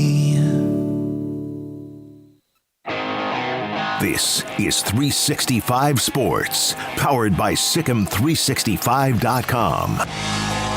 The 5 o'clock hour is sponsored by Edward Jones Investments with financial advisor Ben Erlinson, who'll navigate you through today's financial climate. Edward Jones, making sense of investing. Now here's David Smoak, Paul Catalina, and Craig Smoak. All right, here we go. This last half hour of the week, Paul's top 5 around the corner. Mickey Spagnola, DallasCowboys.com joins us. Mickey, thank you very much. Your Cowboys look really good. I mean, doing all the things right. Yet again, a game where the weather can get nuts. Buffalo can turn it over a lot, but I mean, that's why they play the game. How good is Buffalo despite 7-6? Yeah, if you look at it, they've kind of hit their stride in these last couple of weeks. They've won 2 of their last 3 after losing 3 of their previous 4. And the offense, short of struggling on the road against Kansas City, but they won the game. Since Joe Brady has taken over as the offensive coordinator, the other 2 games, they scored 30 points. So, I think they're dangerous. I think, they're at home.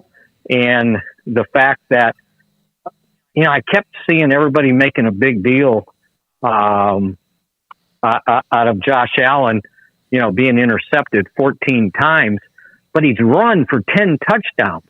And these aren't little 2 and 3 yard runs. They're calling quarterback draws. And as Micah Parsons said, there's no sliding with him. He's going to lower his shoulder and come into you, right? As a matter of fact, he said, I don't know Josh Allen that much, but I see from afar, he's like that crazy frat guy that everybody knew that wanted to go out and drink and would do anything possible, right? And so, I think they're a dangerous team, especially since they're sort of desperate right now. They're like in a 6-way tie at 7-6 with 5 other teams in the AFC for that last playoff spot. So you're going to get their best shot. Not only is it the Cowboys, but they're somewhat desperate. So I think this is a significant game for them, and it'll be a tough one for the Cowboys. I mean, think about it. They've won 5 straight. Winning 6 straight in the NFL, I don't care who you're playing, is a tough chore. Mickey, have you steered clear of whatever is running through the Star and making everybody sick? Well, the good thing is there was no locker room today, and yesterday I cut it short. So, hopefully they didn't give me anything, but there's a little bit of illness going on, and they had to overcome it last week, and then it struck again this week. So whatever's going on, it's something you got to overcome. That's why, I was pointing out last week how hard, they had won 4 straight. They're going into the Philadelphia game, and winning streaks in the NFL are so difficult because the 5 straight now is the longest active one, along with San Francisco. That's it. And there's so many variables that go into the game. Number one, kind of where are you playing? Are you playing at home? Are you playing on the road? Are there injuries? Are there illnesses? As I was writing that, and we find out that Mike McCarthy had to have the appendectomy. There's weather. There's, you get an officiating crew that's flag happy. There's just so many things that can sideline your winning streak. And now it's at 5. Can they get to 6? And, as we're looking at the weather in Buffalo, there's probably going to rain, but it's going to rain on both teams, right? It's not like, Buffalo's used to playing in the rain, or they go out and practice in the rain. And not only rain, but there's wind. So, there's a lot of things to overcome to keep winning streaks going in the NFL. Mickey, what is the coldest you could ever remember while inside of a press box? Inside of a press box. Like, is there some old ratchety place you covered? Because you've been covering this since the 50s. Yeah, right. So is there a place where, even though you were inside of a press box, it was still kind of one of those old cranky stadiums that were like the windows were up or whatever? I guess not. You don't sound like you have a memory that pops into your head. Yeah, no, I got one for sure. Okay. Every time the Cowboys would play Philadelphia at the Vet, and it was November on, they segregated the home media from the away media, and in between was where the radio boxes were and the TV boxes. Well, in the away media press box, they had these big, like 3 big wide windows. Well, every year when it was cold, there was always a TV camera in that press box, and they would take the window out, right? So the camera could shoot the field. And I don't care if it was 30 degrees, 20 degrees, 10 degrees, that window was open. And that window, we'd be freezing in there, right? And people would be shooting daggers at the cameraman. Not his fault, right? But then when the game was over, the camera left, and they left the window open. So we would have to go, searching for some place to win, to write, because, you can't wear gloves when you're typing. And so, yeah, that was always the worst ever.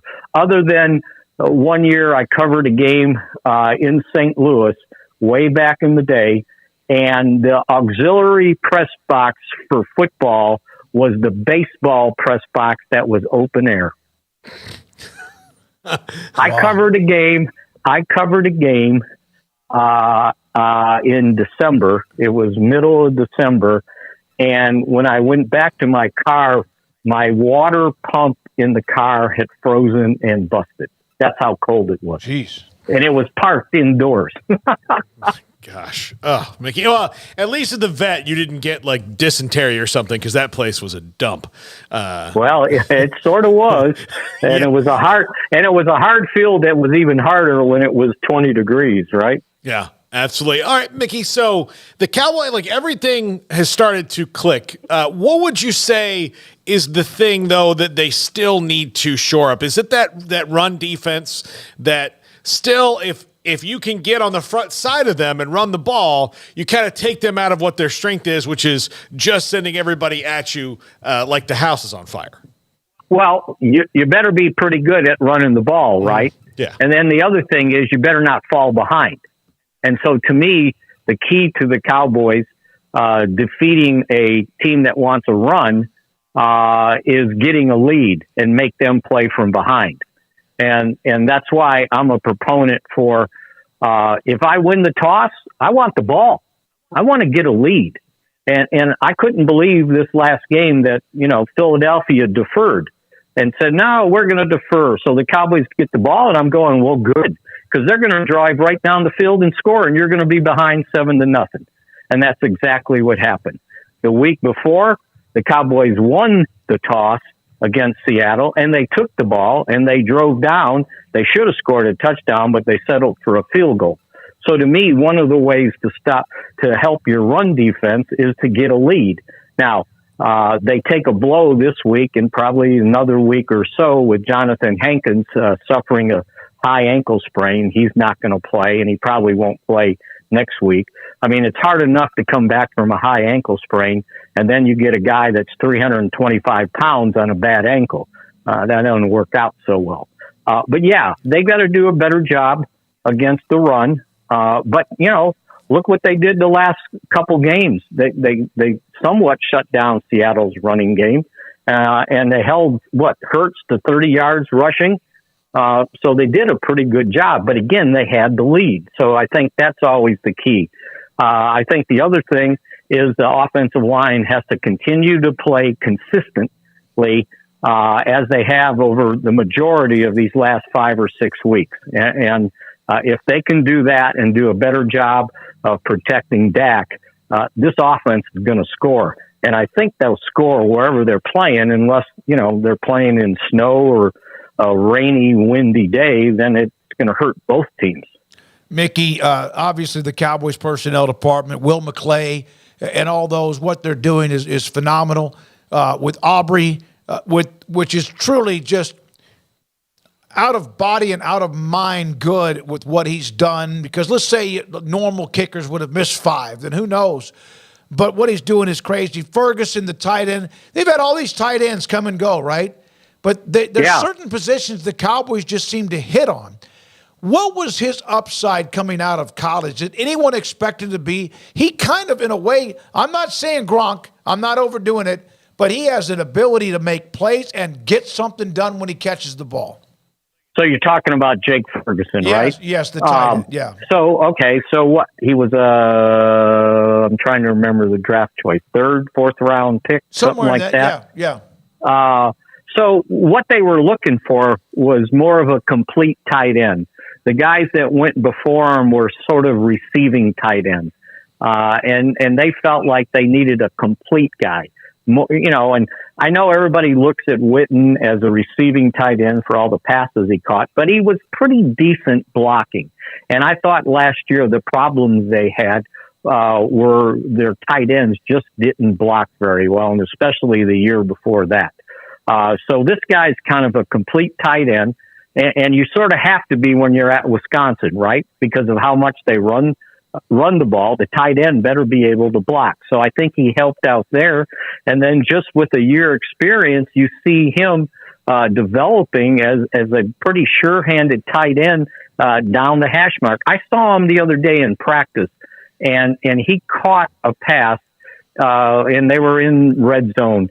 And Dak threw it, and he caught it at the back of the end zone over his head, leaping, and kept his feet in bounds. So he's got some receiving skills. And the other part about it is he's sort of hard-headed when he runs the ball. He's not going down.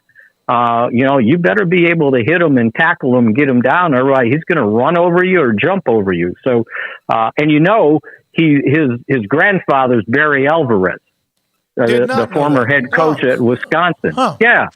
So he probably had some pretty good coaching going on as he was growing up. He's a good one. And, they did their homework on Aubrey, but they sort of got lucky. And I can't remember if I told you guys the story of this, but as we know, he never kicked competitively. He was a soccer player. And he didn't really kick competitively till these last 2 seasons in the USFL. Well, his second season at Birmingham, the special teams coach / kicking coach was Chris Bonio. And you guys remember him as a Cowboys kicker, and then he became the special teams coach for, I believe it was 4 years. The Cowboys, they kind of caught wind of this guy, and they kind of followed him. And John Fossil actually went to watch him kick one of the games and kind of, talked to him after a game and said, hey, we got our eye on you and whatever. And so they sign him. They bring him in. And David, the funny story is I'm basically out of town, but I'm working. And they signed Aubrey July 6th. And it was like, oh, okay, they just found some guy to give Tristan Vizcaino some competition, right? And the next thing I know, I get a text message from Chris Bonio, and he goes, hey, you just signed my guy, Brandon Aubrey. Good kid, just like that, right? So I call him. And he's telling me how this kid has developed and how he's got great composure.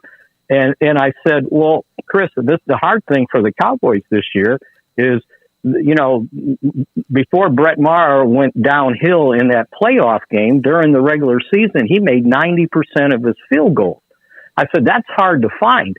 And Bonio goes, well, my guy made 92%, just like that, right? And now he's made 100%. But you know what? You get lucky finding a guy like that, but I thought they managed it well because they got rid of Vizcaino and they said, okay, this kid's talented. Let's just give him every opportunity here to show us that he's the guy. And I think that was a very wise decision. And then they realized he's got a strong leg, and as long as his mechanics are good, and they didn't mess with him. There was no kicking coach, right? And, and here's the rest of the story. He's 30 for 30 right now, and he might be, one of the most valuable offensive players in the NFC right now. Mickey, thank you very much. We will be in touch about next week to get you on again, as we'll know about Buffalo and also what's going on as they head to the final few weeks of the NFL season. Mickey Spagnola with us, DallasCowboys.com.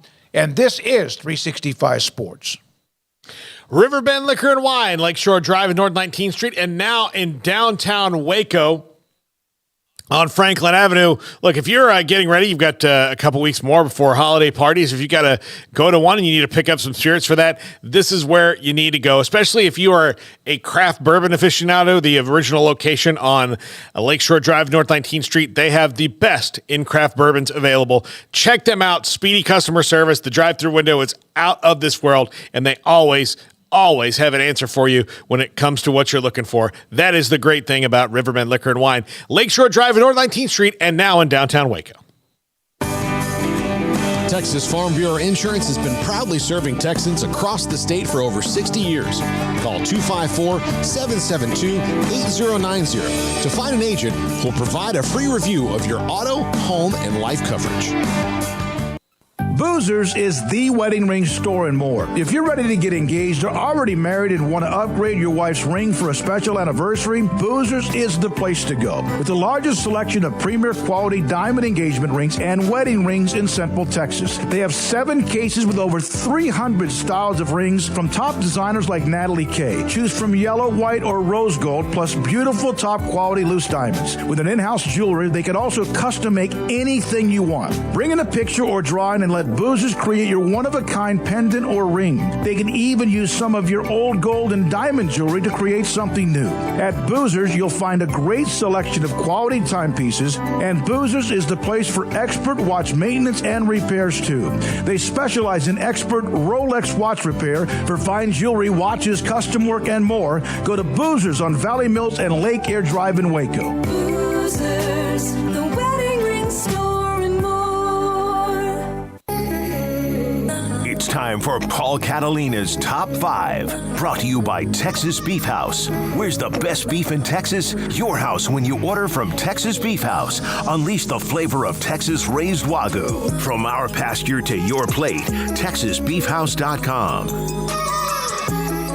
Okay, this is kind of in order, but top 5 ways to fix the college football calendar. So it's not like the best way. It's like all 5 ways that I would fix it. Even knowing that there's still probably some landmines to try to diffuse. But it's been the talk this week. Number 5, move the season up a week. And this goes in with number 4, but move the season up a week starting in late August every year. That way you can get games in before you get into the playoff, which feeds into, Jack, let's just go ahead and go on to number 4, which would be making sure you end the season in the first week in January. That is almost going to be impossible. But I know that's what you're saying, suggestions. Yeah. I'm just trying to do it like this is the most practical road to it, is if you focus on ending the season in the first week in January instead, in sometimes the 3rd, it could be all the way to January 16th or 17th when this happens. If you focus on ending the season then some of your recruiting woes or like calendar issues can be assuaged a little bit. So you're talking about ending ending the regular season? The entire season. Like the bowls, season. Like everything, the season over first week in January. You would have to start, in like July? No, you'd have to start, like you moved it up a week, given the calendar that they have right now. It would also mean not giving as many buys for the playoff before it starts, which I think is kind of silly. I think you should kind of roll out from the conference title games and get right 4 buys, right? Yeah. 4 buys. So there's 1 round from 8 to 4 plus 4, 2 rounds to get from 8 to 4. So that's going to be 4 games, right? You have to win 4 games. Yeah, but like, and part of the thing right now is we've got, like, even in the schedule you've seen for 2024 and 2025, the gap between the conference title games when they start to play these playoff games is still pretty large. So you'd have to make sure by ending the season the first week of January, that also means you got to move the playoff calendar up. So where it is basically the way I see it ending is it's conference title games, week off for Army, Navy, and the Heisman Trophy and all that, and then you hit the playoff like right then, maybe even on do them on Thursday and Friday to avoid the NFL a little bit and create a little bit more bug. So Thursday is not a... You're trying to make sense, Paul. I'm trying to make sense, but that's what you'd have to do. You can't just give this huge gap between the end of the conference title games and the playoff. You got to make it happen pretty fast. Well, you're not going to be able to do that anyways because you have more playoff games. So you can't, in theory, wait a month to play them because you've got to play. Like, even if you did it now, you'd have to, as soon as the conference championships, like maybe a couple of weeks, and then you play the that's what they're doing round. next year. Yeah. That's how the schedule is. And so I don't know how else you do that because there's going to have to be some breathing room in there for these teams. When you're all of a sudden tacking on multiple extra games for a handful of them, that's not affecting everybody, obviously, but... Yeah, I don't know. It's going to be a grunt. I mean, next year, doesn't it start a little bit earlier? Isn't that why there's the double bye weeks? Yeah, that everybody's getting. So yeah, that'll be interesting. But yeah, they could at least move up a week or 2. You would think in theory, and that would help at least open up some more room to play around with. This also has them, we have Tim Brando has said all the time, it maybe helps them own December a little bit better. Right, yeah. Because the NFL's starting Saturday games this weekend, right? Yeah. They start Saturday games tomorrow, and that's because college football, even though bowl games will be going on, they're like, oh, right, y'all are out of the way. We're going to go ahead and start staking our claim again and take over December, like you said. Exactly. All right, number 3, open the portal games after the bowl games are played, and this only works if you do it the way that I'm telling you to do it. If you don't do it the way I'm telling you to do it, then it doesn't, right? Because that way you can, you don't have that kind of sticky wicket with a calendar that's coming in right now, because you've got like the Malik Murphy situation. He has to get to his new campus before they would be, because he could theoretically play in one game and then not the other one if he had to be on campus, and that's why they've got this problem right here. And if you're Texas, and if you knew that he could play in the first game but would not be there for the championship game, would you not want to play Arch Manning to give him more snaps? Well, if that's what happened, you're in a situation where now, you can't. So Malik Murphy is maybe the highlight or the flashpoint of this issue of all right, you've got a guy who doesn't want, he's going to leave, but he'd like to play the last 2 games of the team he was there, or at least the last one, because he's part of it. Yeah, it sucks, but for a couple things here is, one, school's still school. Yeah. And so you can't expect universities are going to change their entire schedules to accommodate the football teams. No. Right? And so that's the part that is when you start bringing that up is people have to remind others of it is still school. And so that's the part where I don't know how you get around that part of it. That's why I said you can only do this if you move the entire calendar. So if you're done the first week in January and the season's over and you open the portal, then you have a reasonable amount of time, which also will go into number 2, which would be a flexible academic calendar for guys in the portal. You maybe need to give them a week grace period to get to the new spot, something like that. I want to say back to the other one though, and maybe I don't know. I was pretty sympathetic to Caden Green earlier today, so I feel like I'm pretty player-friendly here. But, maybe they just don't get every single thing that they want. Maybe one of the things that you don't get is, you don't get to be in the portal and then also get to play in the – you know what I'm saying? You're so unfair to them. I'm kidding. I want Malik Murphy to be able to play for Texas because I think he's earned that right to play for Texas and shouldn't have to miss out on a possible national championship run because he's got to go get enrolled. But, the way that it's set up, maybe you just can't give the players every single thing that they want. And, but once you get it, why would you give it up? No, I know. But now you're asking to bend semesters for Malik Murphy so that he can go play playoff games and then go to the school that he wants and go make, you know what I'm saying? So it's at some point you just can't do everything for everybody and make it comfortable in every single scenario. I agree with you, but I think it's too late. Yeah. But like I said, when I say flexible academic calendar, I'm not saying change the whole thing for every student. Right. Just if you put your name in the transfer portal after your bowl game, then you have a week waiver to decide where you're going to be. Yeah. Also change you're going to have to change dead periods and all that. You're going to have to pretty much open it straight up because based on this other one, they'll also be doing other recruiting so they can work it all in there. Number 1. Move the early signing day to July. This one is going to be tough, but I do think that it would solve a ton of issues. And then you're also going to have to deal with the fact of coaching changes and things like that. But if you're signing with a school that, there's ways around this, but that's the only way is to get the early signing day out of December. They have to get it out of December. Otherwise, so we fought all this time for them to be an early signing day.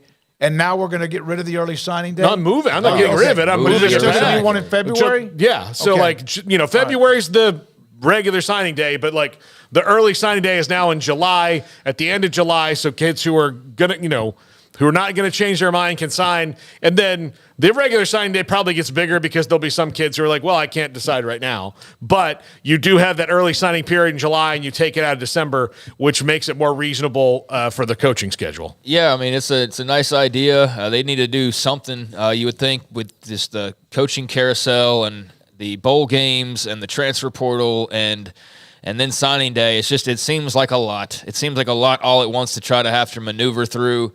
Even for those that get paid the big bucks, it's is there not a better way to do this? It's one thing, is there just simply not a better way to do it? Here's the problem I see with this, though, Paul, that I can already see coming down the pipeline. Kid signs with Florida in July signing day, and then or signs with school A, and then he starts to have a pretty good senior year, and all of a sudden a bunch of new schools start to get really interested, and all of a sudden he's interested, and he doesn't really want to be signed to the school that he just signed to because now he's got these new offers he didn't think he was going to have, and now the rules are against him, and now he's going to go to the courts, and I should be allowed to get out of it, and then that turns into that standard scenario where now there's a new thing to have to battle in the courts. So that would be my main concern with that. But you don't do something just because of what might happen necessarily. But that's what I could see would be the first issue that would arise would be like, well, he's just 17. He didn't know that in July that Florida was going to offer him in August. And then what happens when the mental health thing comes in? Well, they've already lost on all that. But yeah, that's what I'm saying. What I'm saying is, like, you ever seen a boat that has a hole in it? You fill that hole, and another one pops up. I don't know how that applies here necessarily, other than you would, because you've committed. But yeah, Craig's point is good, and then and then again they can't. The way that the football season is that. I don't know, but they've got to somehow make it flow. Kids better. that want to sign there, that's great, but I just know that that's going to be an offspring of it. Is going to be inevitably somebody's not happy, or they got a new offer, or they've changed their mind. And then how does it happen with the coaching carousel? Yeah. So, if a guy, how does that affect? If you sign in July, well, that coach that you're signing to play for, some of those guys are not going to be there in December. Well, you already have the rule that exists if you're coaching. So that would open that up. You're right. That already exists. So I think that's care. But that helps. The one you said that is going to be, and maybe part of this though. And Craig, to go back to your early point of maybe you don't get everything. I think a lot of kids have an unrealistic expectation of what recruiting is, and so.